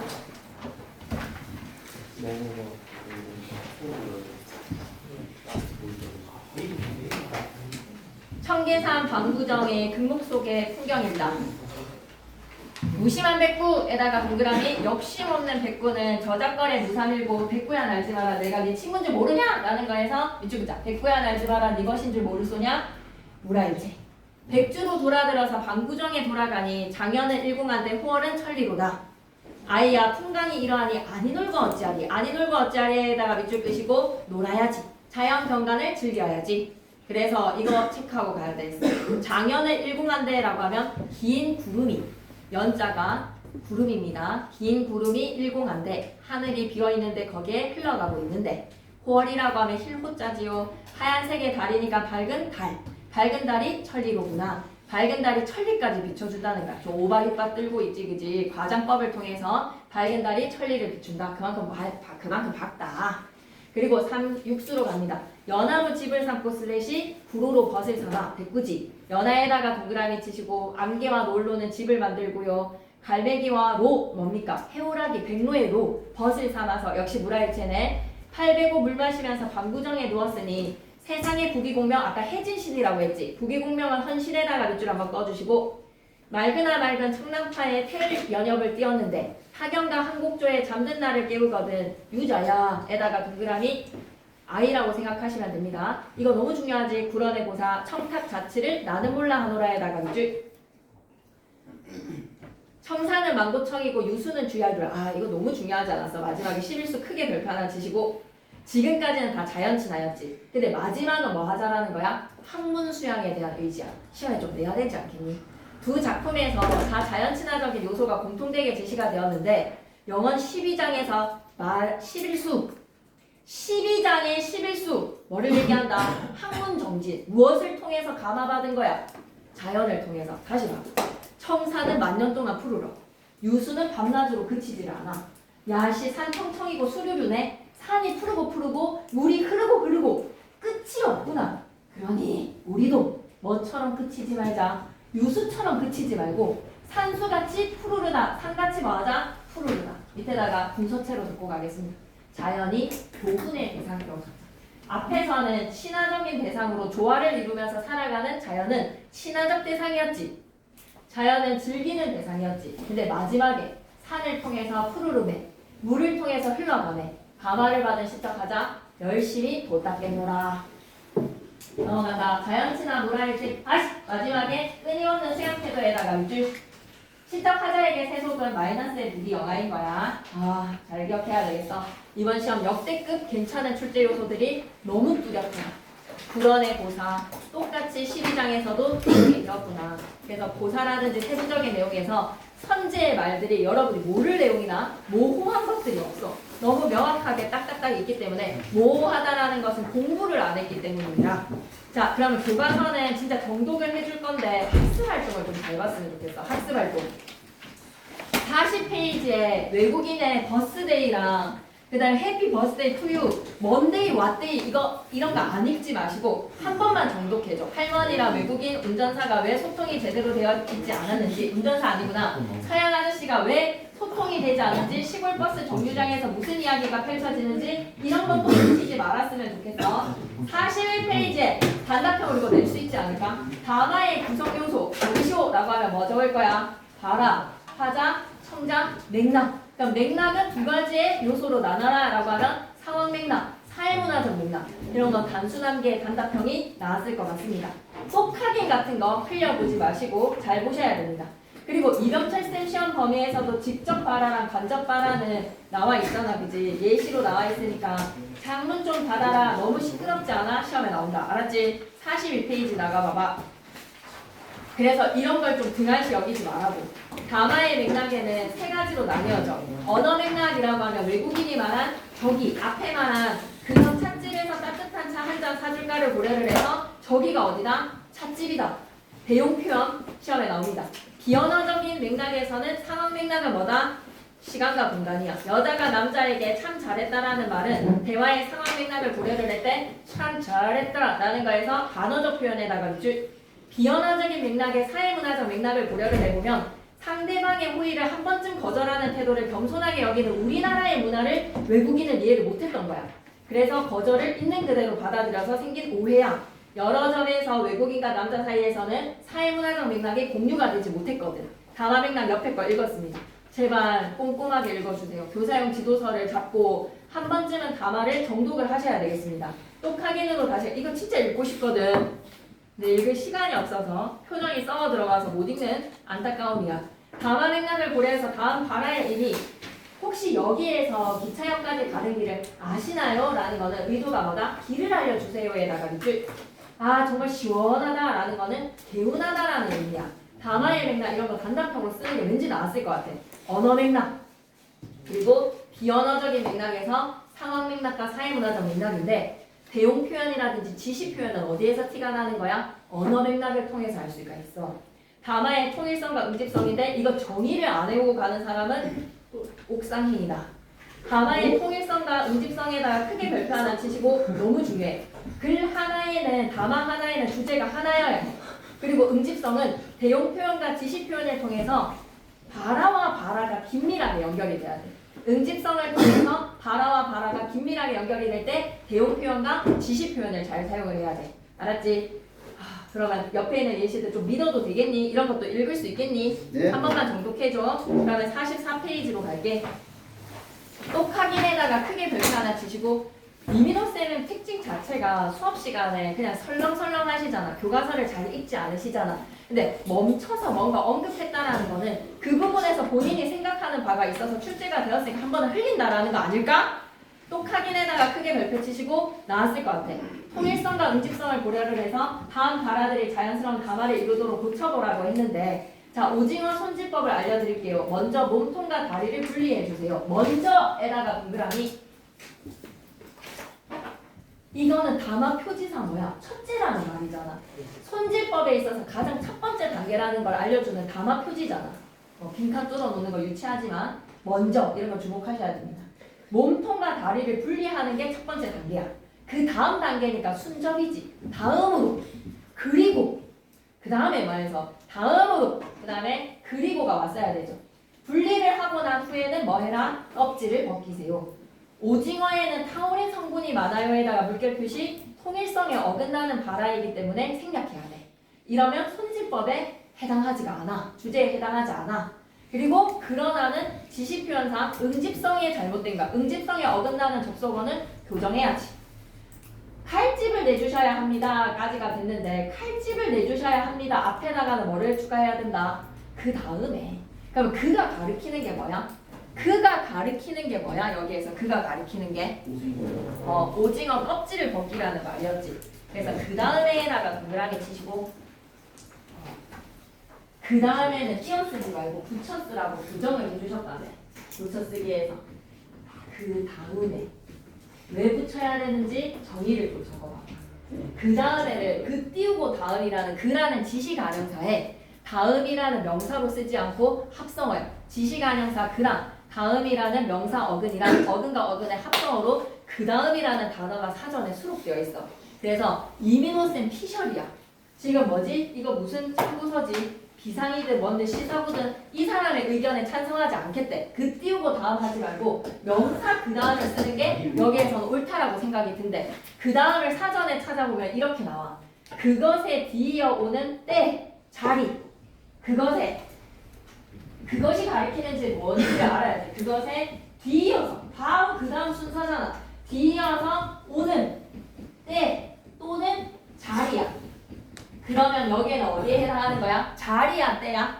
때인 거지. 그 다음 때에 너가 지금 오징어를 손질을 하고 있다면 첫 번째 먼저 몸통과 다리 분리했지. 그리고 그 다음 두 번째 단계는 껍질 벗겼지. 그 다음에 세 번째 단계에 여기에 그것이 가리키는 게 뭐야? 껍질 벗기기야. 시험 문제로 물어볼 수도 있겠지. 그 다음에서의 그가 가리키는 것이 뭐냐라고 하면 껍질 벗기기. 이거 좀 쉽잖아. 그것에 해당하는 거는 껍질 벗기기 다음에 바로 그 다음 때에 뭐 해야 된다는 거야? 껍질 벗기고 나서 칼집 내라는 거야. 그래서 그 다음이 아니라 그 다음이라는 명사로서 껍질 벗기기 뒤이어오는 때 그 다음 순서로는 뭐 해라? 칼집 내라. 오케이? 그래서 교정을 했다니까 알아놓으시면 될 것 같습니다. 내려오셔서요. 담화의 응집성을 높일 때는 여러분은 뭐를 사용하셔야 된다고요? 대용 표현. 대용 표현에서는 거기 이것이라는 지시 표현 같은 것들. 대용 표현은 이미 언급한 내용에 대해서는 반복을 피하고 싶다. 그래서 밑줄이다. 대신하는 것으로서의 대용 표현. 여기 각각 이거 너무 좋지 않아? 할아버지께서 많이 시장하실 거야. 그러니 그거 가져다 드려라고 했을 때 언어 맥락상 대용 표현에서의 그거라는 것이 서로의 소통에서 충분히 파악이 됐어. 언어 맥락상. 그러면 이 음식이요. 그거라는 것이 앞에 시장하실 거야 라는 말을 하셨으니 그것이 음식을 가리키는 거라는 걸 빨리 눈치챘지. 그리고 그거는 말하는 사람한테 가까운 거야? 듣는 이한테 가까운 거야? 두 사람한테 먼 거야? 듣는 이한테 가까운 거야. 그 정도는 좀 알고 있어야 돼. 고등학생이잖아. 그거는 듣는 이한테 가까운 거야. 그냥 장난으로 기억하라고. 그거는 화자야 청자야? 청자에게 가까운 거 그것이야. 그거에다가 동그라미 그것이 아니라 그거는 구어체지. 적어야 돼. 청자에게 가까운 거. 그럼 이것은 뭐야? 이것은 이거 가져다 드려라고 했으면 이거 가져다 드려라고 하면 그거요? 라고 이렇게 얘가 다가왔을 게지. 애가 그거요? 라고 뛰어왔을 거야. 얘가 할 말이라면 그거요였어요. 이것 좀 가져다 드려라고 했으면 애가 그거요? 라고 가까이 갔을 거야. 그거는 청자한테 가까운 거, 그 다음에 화자한테 가까운 거는 이거. 그러면 저것 좀 갖다 드리자라고 했으면 화자와 청자 두 사람에게 먼 것은 뭐다? 저것인가. 그러면 이 그림에서의 저것은 식탁에 있는 게 아니라 어디에 있어야 되는 거야? 다른 테이블 위에 있는 것이 저거였겠지, 그지? 시험에 나올 수 있습니다. 자, 그거라고 했을 때는 청자에게 가까운 거 당연한 거 아니야? 화자한테 가까운 거는 뭐라고? 이거. 두 사람에게 먼 거는 저것인가. 그래서 그것을 가리키는 시장하실 때 이것, 저것의 개념을 아니까 얘가 바로 센스 있게 아들이 이 음식이요 라고 반응을 했지, 그지? 됐니? 그 다음에 내려와서 2번으로 가. 이런 걸 좀 외워줘. 화자, 바라, 맥락, 청자에서 분명히 학습 활동을 건드셨을 테니까 화자는 아버지, 청자는 아들, 바라는 그거 가져다 드려. 그러니 그거 가져다 드려. 그러니가 뭔데? 그러니. 접속 표현 그러니가 뭐를 이어주는데? 할아버지가 시장할 것이니. 그리고 맥락상 시장에 하시는 할아버지를 위해서 식탁의 음식을 무엇으로 가르쳤다? 그것으로 가르쳤다는 거야. 그래서 쌤 생각에는 담화를 약간 뭔가 좀 그러려니 하는 사람들은 큰 실수를 하게 될 터이니 제발 꼼꼼하게 한 번을 읽어줬으면 좋겠어. 밑줄 글자 이 음식이요? 라고 아들이 바로 대답을 하는 것을 통해서 그거의 의미를 제대로 파악해다가 밑줄 그리고 시장하실 거야 라는 언어의 맥락상 발화를 보려고 할 때 그것이 음식이라는 거야. 그리고 그것이 아들한테 가까운 식탁의 음식이라서 저거가 아니라 뭐라고 얘기하신 거야? 그거라고 얘기하신 거야. 그리고 이거라고 얘기하시지 않은 것도 꼭 기억해야 돼. 이거, 그거, 저거를 구분할 수 있었으면 좋겠어. 그리고 3번에 바라들이 모여서 이루어진 언어 형식이 뭐를 얘기하죠? 바라들이 모여진 언어 형식 두 글자로 뭐라고 얘기합니까? 담화. 난 제일 불안한 게 담화에서 단답형 문제가 뭔가 나왔을 것 같아. 그래서 개념을 흘려본 사람이 와 씨발 이거 진짜 막 생각날 것 같은데 라는 거에서 막 이렇게 답답한 뭔가 단답형이 나왔을 것 같아. 이민호쌤 특징이잖아. 단답형에서 허를 찌르는 뭔가의 단답형이 나왔을 것 같다. 그거는 교과서의 어떤 부분에 있을 것 같다. 그리고 46페이지 이런 거를 놓쳐보지 마. 선생님이 말하는 경우랑 친구가 말하는 경우 상황에 따라서 더 공식적이고 정중하게 거절하는 거는 선생님한테야. 그리고 너 몇 살이니? 이런 걸 제발 좀 잘 봐줘. 그리고 47페이지 3번은 정독했으면 좋겠어. 밑줄을 좀 잘 그었으면 좋겠는데 만수상 드럼치기처럼 함께 100년까지 누리자라고 얘기를 하는 것과 나에서는 임을 향한 일편단심을 버리지 않겠다. 그래서 이번에 보기 박스에 밑줄 한번 긋고 갈까? 100번 고쳐 죽어도 라고 하면 자신의 뜻은 변하지 않을 것에다가 밑줄 고려 왕조에 대한 일편단심에다가 밑줄. 근데 난 이 말이 너무 중요한 것 같아.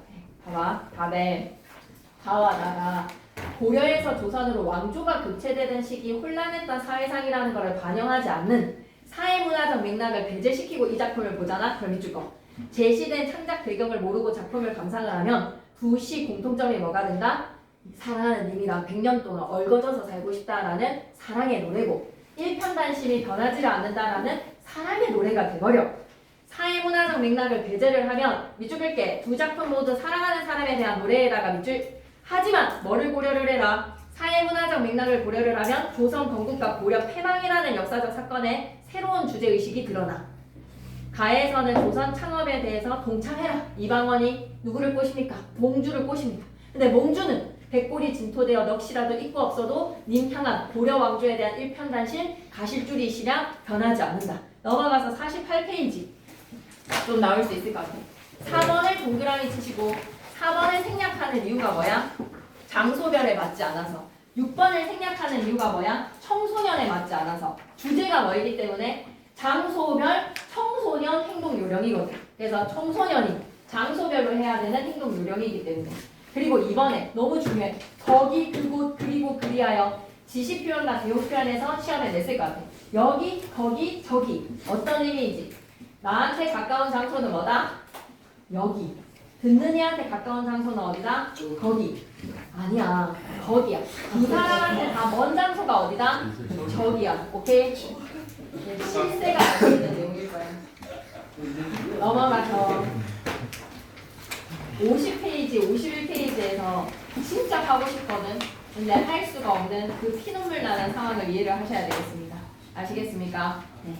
그리고 서술어 자릿수 얘들아 헷갈릴 필요가 없어. 서술어가 필요로 하는 문장 성분이야. 서술어 자릿수 문제 안 받아간 사람은 잘 챙겨. 그러니까 오늘 마치고 바로 우르르 가려고 하지 말고 잘 챙길 거 점검하고 해야지, 알았지? 그래서 9시 정도쯤에 올라가도 상관없잖아. 자, 서술어 자릿수는 자동사이거나 형용사이면 주어 하나만 있으면 돼. 맞아? 그러면 걔는 그냥 주어이기 때문에 서술어 자릿수에서 표시도 안 해. 문형정보에서. 그런데 만약에 두 자리 서술어라면 타동사가 왔을 때는 뭐를 필요로 하지? 주어 플러스 목적어. 그리고 타동사 외에 서술어 자리에 대다안에다가 오면 보충해주는 말 뭐가 필요하다? 보어가 필요해. 그럴 때 문형정보에서는 무엇무엇을 그리고 무엇무엇이라는 보어에 격조사를 붙여서 문형정보가 추가가 돼. 그리고 서술어에 따라서 생략해서는 안 되는 서술어, 필수적 부사어라고 하지. 닮았다라고 하면 누구누구와 닮았다라는 필수적 부사어를 필요로 하는 거야. 오케이. 그리고 세 자리 서술어는 무조건 정해져 있지. 주어, 목적어, 필수적 부사어. 그래서 삼다, 그 다음에 뭐 넣다 그런 거지, 그치? 넣다는 어디에 무엇을 넣다. 그러니까 짧은 글짓기를 좀 해봐봐. 짧은 글짓기를 했을 때 넣다가 어디에 넣었는지 너무 궁금하잖아. 그냥 넣는 게 어디다가 넣었는지에 따라서 완전 뜻이 달라질 수 있잖아. 가다 어디에 갔는지 장소 필요한지 안 한지 짧은 글짓기를 통해서 판단하셔야 됩니다. 이런 게 이제 피지컬이 좀 될 거야. 그리고 이어진 문장과 아는 문장에서 쌤의 계획은 사실 시를 조금 열심히 하다 보니까 좀 중간에 흐름도 끊기고 해서 좀 아쉽게 됐는데 52페이지에 연결함이 대등적 연결함이 종속적 연결함이 보조적 연결함이 이런 거 진짜 잘 봐야 돼, 알았지? 네. 그 다음에 이 똑하긴의 문제를 흘려보지 마. 이민호 쌤은 분명히 여기에서의 예시를 이용하셨을 것 같아. 똑하긴에서의 이거를 이용을 하셨을 것이니 흘려보지 말았으면 좋겠고 명사절이랑 관형절이랑 부사절이랑 서술절 인용절이랑 날고기구가 되셔야 됩니다. 안 되면 제발 토요일날 밤에 오세요. 네. 56페이지의 문장의 짜임새에 대해서 너무 하고 싶은데 지금 못하는 거니까 일단 넘어가는 거야. 그리고 얘들아 관형어에 하라는 명사절 예시 하나만 들어보자. 그가 떠나기 전에 돌아와라 라고 했을 때 전성어휘를 좀 기억해야. 그가 떠나다 그 전에 돌아와라 라고 했을 때 그가 떠나기가 전이라는 명사 수식어니까 관형절이야? 그가 떠나기가 관형절이야? 아니야. 그가 떠나다 그 전에 돌아와라 라는 관형어 역할하는 명사절이야. 그만큼 명사는 다양한 문장 성분이 될 수 있잖아. 그래서 명사절은 부사어 역할도 할 수 있고 주어 역할도 하고 목적어 역할도 하고 관형어 역할까지 할 수가 있어. 네 가지 정도는 예시를 기억해놓고 그 다음에 넘어갈게. 김국기출에 있는 이야기기는 해. 의문 체계와 의문의 변동은 이민호쌤 팀즈 자료를 가지고 엄청 자세하게 다뤘어. 제1항부터 30항까지 굉장히 꼼꼼하게 다루었기 때문에 비음화 3가지 이런 것들에 대해서 좀 늘 근데 너무 이거 진지하게 10분 투자할 테니까 지금부터 집중해, 알았지? 안 하고 지나가려고 했는데 해야 될 것 같다. 115페이지 갈게. 하지, 알았지? 음성과 의문에다가 크게 별표하나 주시고 얘들아, 음성 환경과 의문 환경이 어떻게 달라? 한번 생각해봐봐. 음성 환경과 의문 환경. 쌤한테 딱 20분만 더 있었으면 좋겠다라는 생각이 들어. 음성 환경과 의문 환경. 설명해봐봐. 이거 진짜 괜찮은 헤이크의 장난들이 꾸며질 수 있을 것 같아. 음성 환경이 뭐고 의문 환경이 뭔지 음성과 의문의 개념을 아는 사람이라면 선지를 쓱 봤을 때 와, 이거 장난질이네 라는 걸 딱 눈치챌 수가 있어.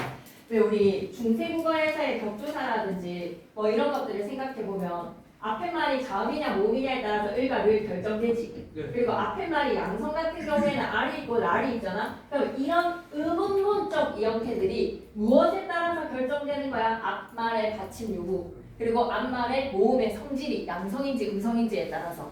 그러니 우리 현대국어에서도 있어. 을과 를 지금은 현대국어에도 이거 지켜지니까 얘네들은 뭐에 따라서? 음성의 환경에 따라서야? 음운의 환경에 따라서야? 의문의 환경에 따라서야. 의문의 환경이라고 얘기하지 음성 환경이라고 얘기하는 순간 목소리 컨디션이 돼버리는 거야. 목소리의 사람 따라 컨디션이나 아니면 너의 목소리, 나의 목소리, 남성과 여성의 목소리 차이가 돼버리는 거야. 음성과 의문의 개념을 아는 사람은 대번에 알아보겠지.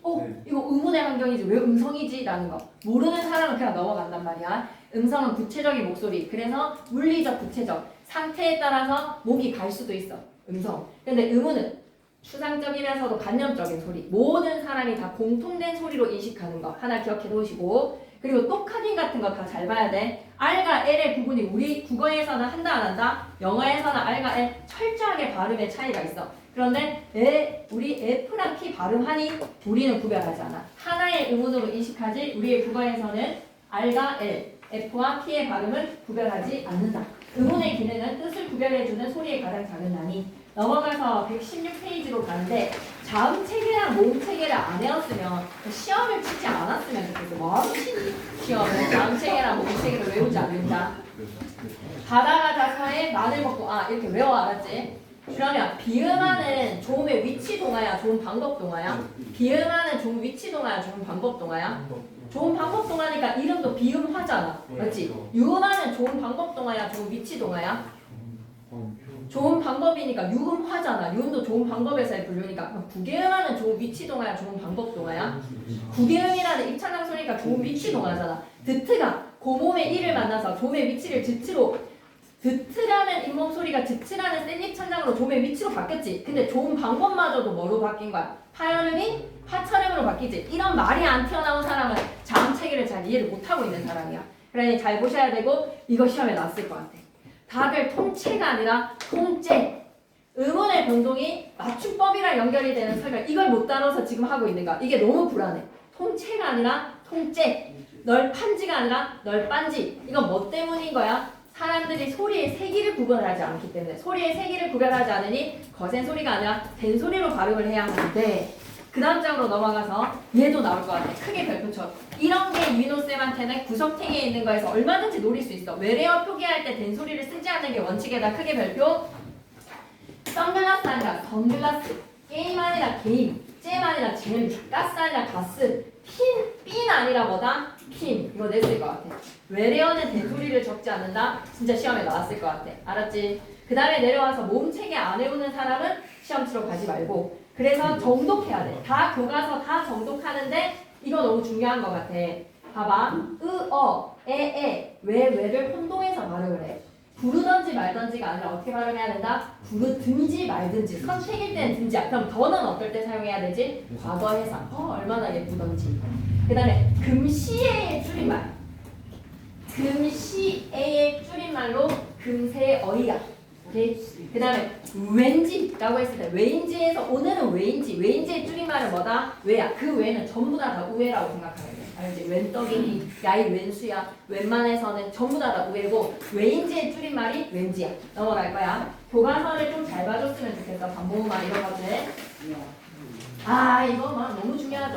야 진짜 이쁘대 라고 했을 때는 어이지. 근데 야 취소됐대 뭐뭐 한다고 해 라고 들은 거는 뭐야? 아이지. 이거 구분하는 거는 책임지셔야죠 여러분이. 그 다음에 소리의 길이에 따라서 뜻이 달라지는 거 교과서에 있는 거 정도는 알아두시고 음의 높낮이에 따라서 뜻이 달라진다는 것도 기억해 주셨으면 좋겠어요. 그래서 음운의 변동의 유형은 1학년 때 내가 좀 잘 안 했다라는 사람들은 모르겠다 이거는 지금 안 하면 안 될 것 같은데 122페이지 가봐봐. 평파열음악 팀즈 수업이라고 매우 중요하고 띄어올린 영상을 좀 봐. 알았지? 평파열음악 기억하시고 이거 시험에 나올 것 같아. 새우젓이라고 하는 순간 너무 민망해져. 새우 찌찌 아니야. 새우젓에 시옷이야. 알았지? 그 다음에 한 끝 차이라고 했을 때 끝은 시옷이야. 시옷. 그 다음에 추운 게 나타라고 하는 순간 아기를 막 출산하는 거야. 나타에서의 시옷으로. 알았지? 이거 꼭 기억했으면 좋겠고 그리고 비음하는 한 개야. 두 개야, 세 개야? 비음하는 세 개야. 그드브 뒤에 니은 비음오면 기억은 니은, 디귿은 니은, 비음은 미음이 18항으로 제일 기본이고 19항 얘기해봐. 19항의 예시 뭐야? 담요. 미음, 이음 뒤에 리을이 오면 리을이 니은으로 바뀌어. 순행동합, 담요. 그 다음에 종로 이런 것들. 그리고 세 번째가 뭐야? 아무도 비음이 아니야. 그브 뒤에 리을이 오면 리을이 니은으로 먼저 바뀌고 기억이 이응, 디귿이 니은. 그래서 1학년 때 뭐가 나왔어? 시험에 착륙료 나왔었잖아. 비음하는 세 개라는 걸 기억해야 알았지. 비음하는 세 가지 환경이 있어. 그리고 유음화가 안 되는 뭐 예외까지 기억하고 싶으면 그러니까 제발 좀 정성스럽게 한 번은 딱 공부를 했으면 좋겠어.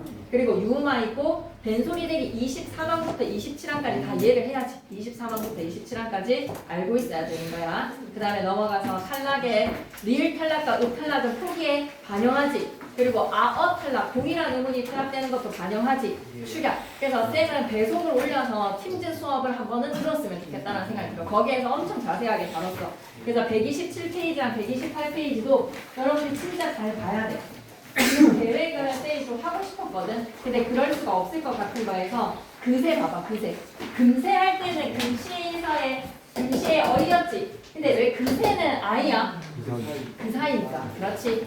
그 다음에 카페가 아니라 카페. 껍질채가 아니라 껍질째. 보이든데가 아니라 보이던데. 그 다음에 베개찌개 이런 거 맞춤법이랑 연결되는 거 있지. 2분의 1의 확률일 때 시험 칠 때 막 와씨 겁나 헷갈린다. 어인지 아닌지 딱 그렇게 된단 말이야. 찌개 할 때의 계산 이거 어떻게 외울 건데. 찌개에서의 애는 아이야. 베개에서의 아이는 아이. 그 다음에 파리는 파리. 어차피가 아니라 어차피 이거 외워. 어른 넣다. 오케이. 그리고 넘어가서 129페이지도 맡길게. 알았지? 네. 이거 공부하면서 기출 풀면서 할 거니까 맡기는데 이거 냈을 것 같아. 131페이지에 3번 나왔을 것 같아. 131페이지에 3번.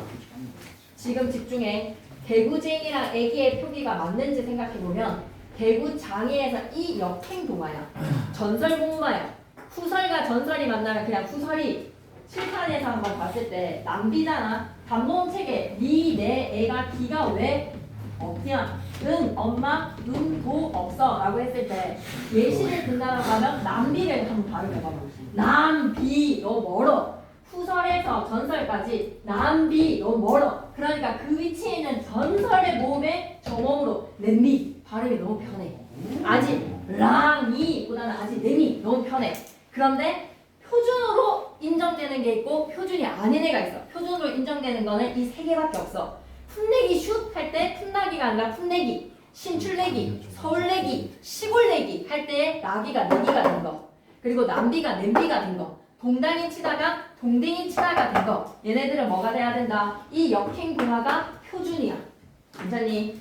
근데 그 외에는 뭐다? 표준 발음이 아니야. 소주가 세주가 된다든지 아지랑이가 되는 거는 표준 발음이 아니야. 표준 발음 되는 거는 이거 세 개야. 신출내기, 서울내기, 풋내기에서의 내기나 내기, 동댕이 치다. 이 세 개밖에 안 된다는 걸 꼭 기억해줘. 기술자한테는 대장장이야. 대장장이. 하지만 그 외에 사람의 성질은 뭘 나타낸다?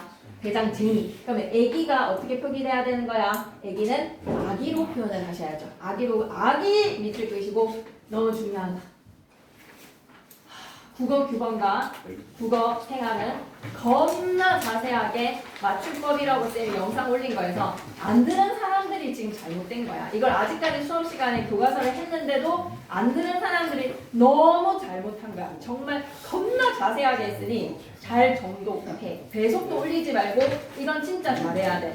내가 얼마나 사랑과 정성을 했는지. 그래서 지금부터 팀즈 무조건 들으시고 국어 규범이라고 되어 있는 맞춤법 영상을 꼭 들으셔야 됩니다. 안 듣는 사람들 진짜 시험 치지 마라.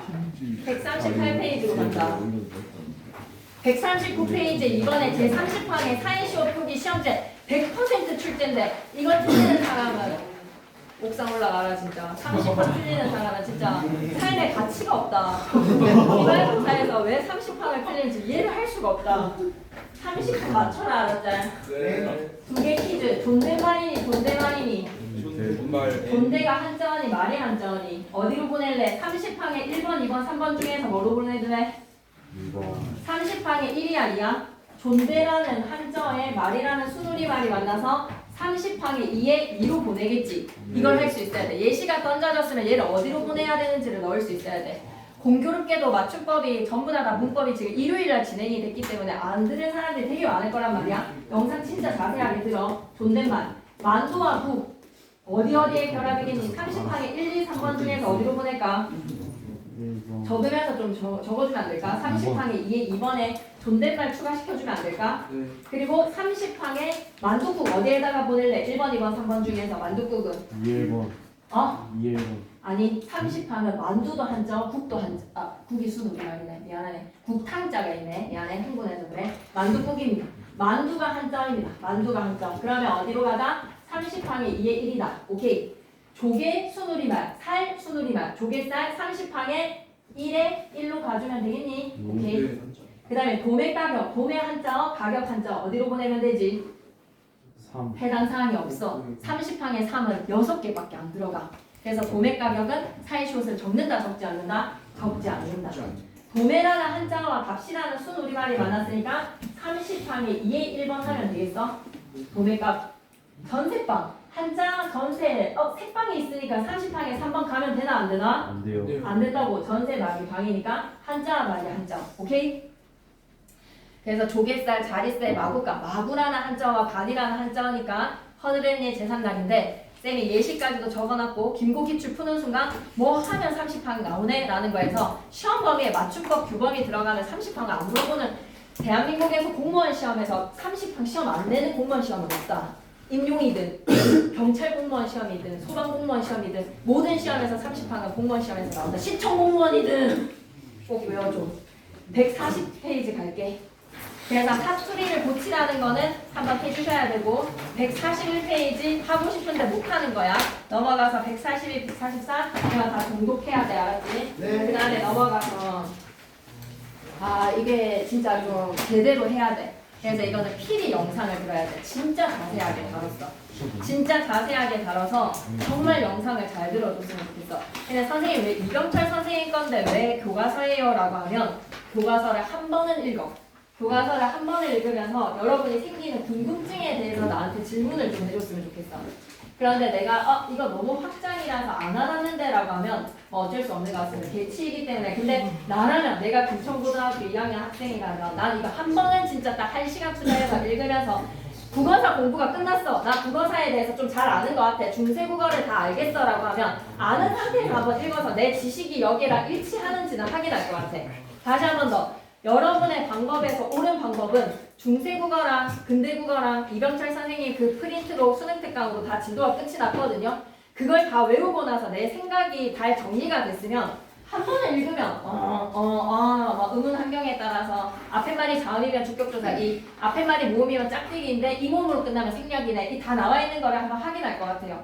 그리고 고유명사 표기에서의 음찬지 훈찬지 또 설명하거든요. 향찰식 표기도 나와 있거든요. 그래서 안 읽을 이유가 없습니다. 삽잡잡에 대한 이야기도 있고 전부 다 있어요. 그래서 근대국어 7종성이랑 거듭적기 학교 필기에서 거듭적기의 사례로 이걸 적어주셨어요. 이건철 쌤이. 왜 거듭적기야? 얘가 거차기 시옷치읓인데 왜 거듭적기야? 시옷과 치읓인데 왜 거듭적기지? 뭐 때문이지? 아니야. 겉 뒤에 목적격 조사 아니야. 몸조화 안 시켰다 그지? 이미 몸조화 깨진 거야. 왜 몸조화 깨졌는지 얘기해봐봐. 몸조화는 빌런 누가 등장해버린 거야? 누구 때문에 누구 요인으로 인해서 몸조화가 문란해지기 시작했지? 아레아야. 아레아의 첫 번째 1단계 변화가 어땠다? 16세기 후반에 두 번째 음절의 아레아가 으로 바뀌기 시작했어. 이거 아는 사람 공부한 거 안 된 사람 그냥 아레아가 첫 번째 음절의 아레아는 뭐로 바뀌고 18세기에 아로 바뀌었어. 그럼 이제 몸조화 안 하는 시기인 거야. 목적격 조사 이런 거 의문 환경에 따라서 선택되는 거는 안 되는 시기야. 그런데 거듭적는 과도기적 표기이기 때문에 거탑이 됐어. 그러고 나서 몇 종성?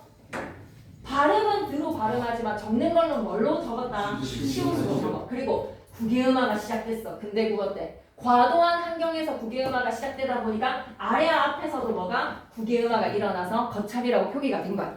그래서 가마소틀이라고 발음해야 돼. 가마소칠이라고 발음해야 돼. 현대국어에서는 가마소틀이야 가마소틀이야 이거 안 돼. 가마소칠이라고 발음하면 안 돼. 근데 가마소칠이라는 발음이 나한테 남아있는 이유는 뭐야?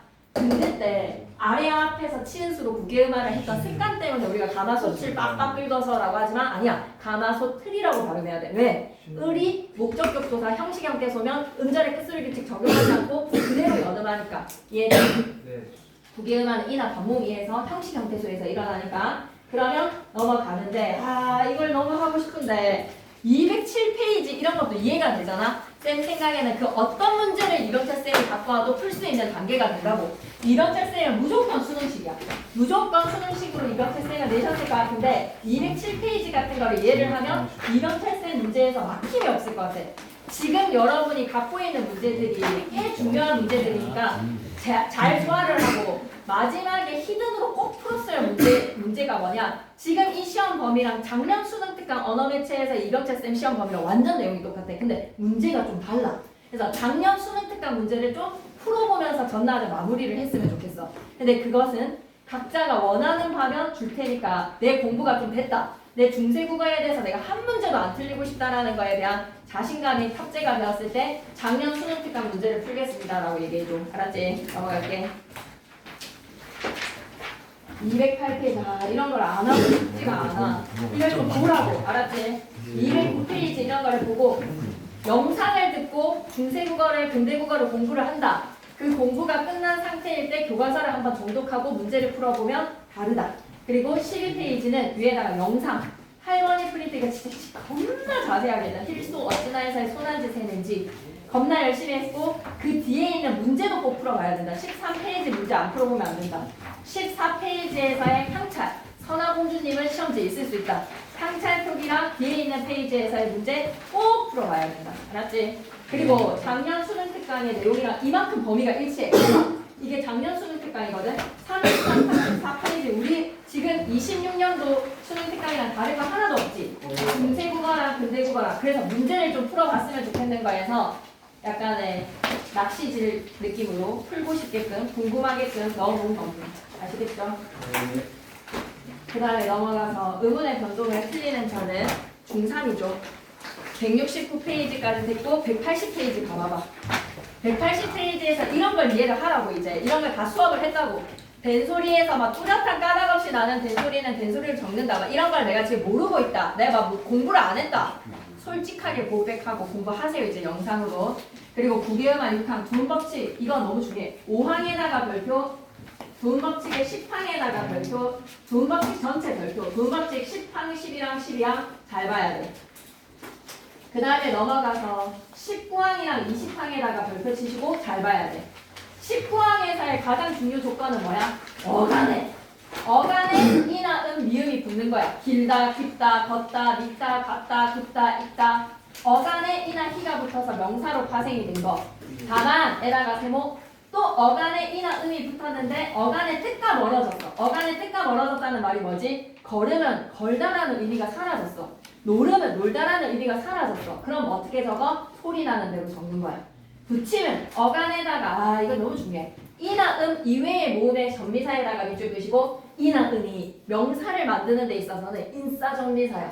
명사 만드는 데 뭐가 있어? 라고 하면 다 미음이라는 인사정미사를 얘기하는데 그런 애도 명사를 만들어? 라고 할 정도의 아싸정미사가 붙으면 굳이 어법대로 적지 말고 소리 나는 대로 적으라는 거야. 예를 들어 까막 뒤에는 뭐다? 위야. 넘다 뒤에는 어야. 아씨 어라는 접사도 있어? 아싸니까 소리 나는 대로 적는 거야. 막에는 뭐야? 막다기 애야. 애라는 애도 있어? 무덤은 뭐야? 묻다다기 엄이야. 넘다다기 우, 잣다다기 우, 비롯다기 오. 아싸 전미사가 오면 소리 나는 대로 적으라는 거야. 여기까지 이해가 됐어? 네. 20항의 핵심은 명사야. 19항과 20항의 차이는 뭐야? 19항은 명사야. 19항은 어간이야. 20항은 명사야. 그러니 봐봐. 20항에서 올 더하기 악선이, 끝 더하기 음어리, 박 더하기 아지, 입 더하기 아리, 집 더하기 웅인데 지붕에다가 동그라미 쳐봐봐. 짝 더하기 여기에 일시 좀 아쉽다. 봐봐. 짝 더하기 애가 와서 짜게라고 하는 단어가 있거든. 얘랑 뭐랑 비교할 수 있어야 된다. 마개랑 비교할 수 있어야 돼. 내 얘기 좀 들어줘.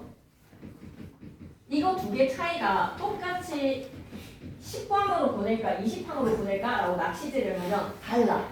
마개랑 짜게의 차이점이 뭔지 알아보겠어? 짜게 같은 경우에는 짝이라는 명사 뒤에 애라는 아싸 전미사가 왔지. 마개는 막다라는 어간 뒤에 애라는 전미사 아싸 전미사가 와서 소리 나는 대로 적었지. 짜게와 마개가 똑같이 같은 항으로 들어가야 되겠어? 아니라는 거야. 얘는 20항, 얘는 19항. 그만큼 어간과 명사의 차이를 좀 봐주라고. 혹시나 만약에 19항과 20항이 나온다면 페이크는 어간인지 명사인지 구분하는 데에서 얘가 팀즈 자료를 봤냐라는 거에서 이 문제는 좀 나올 수 있어. 팀즈 자료를 봤냐 안 봤냐는 그걸로 판단이 될 거야. 28항, 29항도 모르겠어. 근데 팀즈 강의에서 좀 자세하게 했던 내용들이니까 보시고 30항에다가는 별표 3개고 47항에다가는 이거는 팀즈를 본 사람들은 좀 맞추라고 낼 수도 있을 것 같아. 47항에다가 크게 별표 수업 시간에도 얘기하셨더라. 그럼 냈을 것 같다. 47항 별표 3개다. 이건 출제다. 띄어쓰기에서 분명히 본용어이랑 보조용어 나왔어. 본용어이랑 보조용어는 붙여 쓰는 것까지도 허용해. 띄어쓰는 게 원칙이지만. 근데 반드시 띄어 써야 되는 게 세 가지의 경우가 있어. 첫 번째, 본용어 뒤에 조사가 붙었어. 어떤 경우지? 꺼져만 간다. 꺼져 간다는 띄어도 되고 붙여도 되는데 꺼져만 간다라고 하는 순간 반드시 띄어 써야 돼. 그리고 두 번째가 뭐다? 어근과 어근의 결합에 본용어니 합성어야. 떠내려가 버렸다라고 하면 떠내려가 앞에 본용어니 뜨다 내리다 가다야. 그러면 합성어면 반드시 띄워야 돼. 여기까지 들어와. 덤벼들어 보아라라고 하면 덤비다 더하기 들다야. 앞에 본용어니 어근과 어근의 결합에 합성어야. 반드시 띄우는 거야. 그리고 세 번째가 뭐지? 보조용어 사이에 조사가 들어갔어. 올 듯하다의 사이에 듯하다. 잘난 척하다의 사이에 척하다. 잘난 체하다의 사이에 체하다. 체하다, 척하다, 듯하다. 학교 필기에서 확인해봐봐. 수업 시간에 했더라. 이 사이에 조사가 들어가잖아. 무조건 앞에 말 중간 다 띄워야 되는 거야. 본 듯하다는 붙여도 되고 띄워도 돼. 근데 본 듯도 하다 하는 순간 본 띄고 듯도 띄고 하다인 거야. 오케이? 아는 척 하다는 붙여도 돼. 근데 아는 척만 하던데 그냥 쌩하고 가던데 라고 했을 때 아는 띄고 척만 띄고 하다가 되는 거야.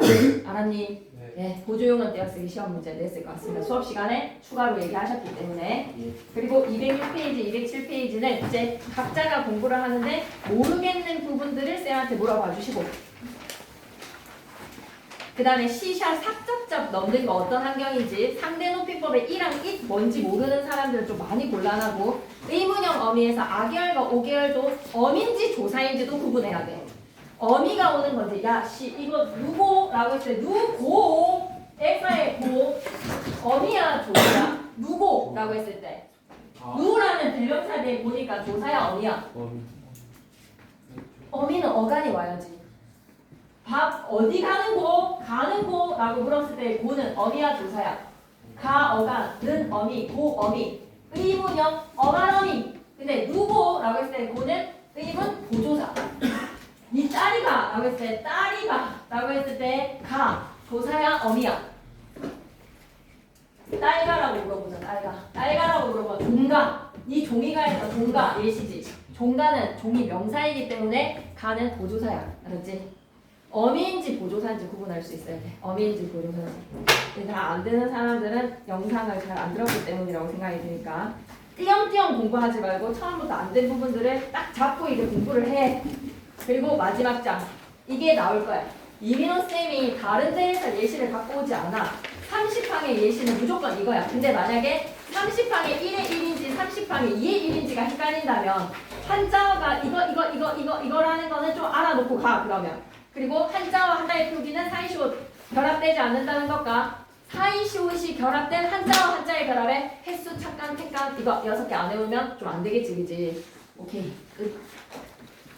이제부터는 각자가 좀 공부를 하는 시간을 가지고 문학은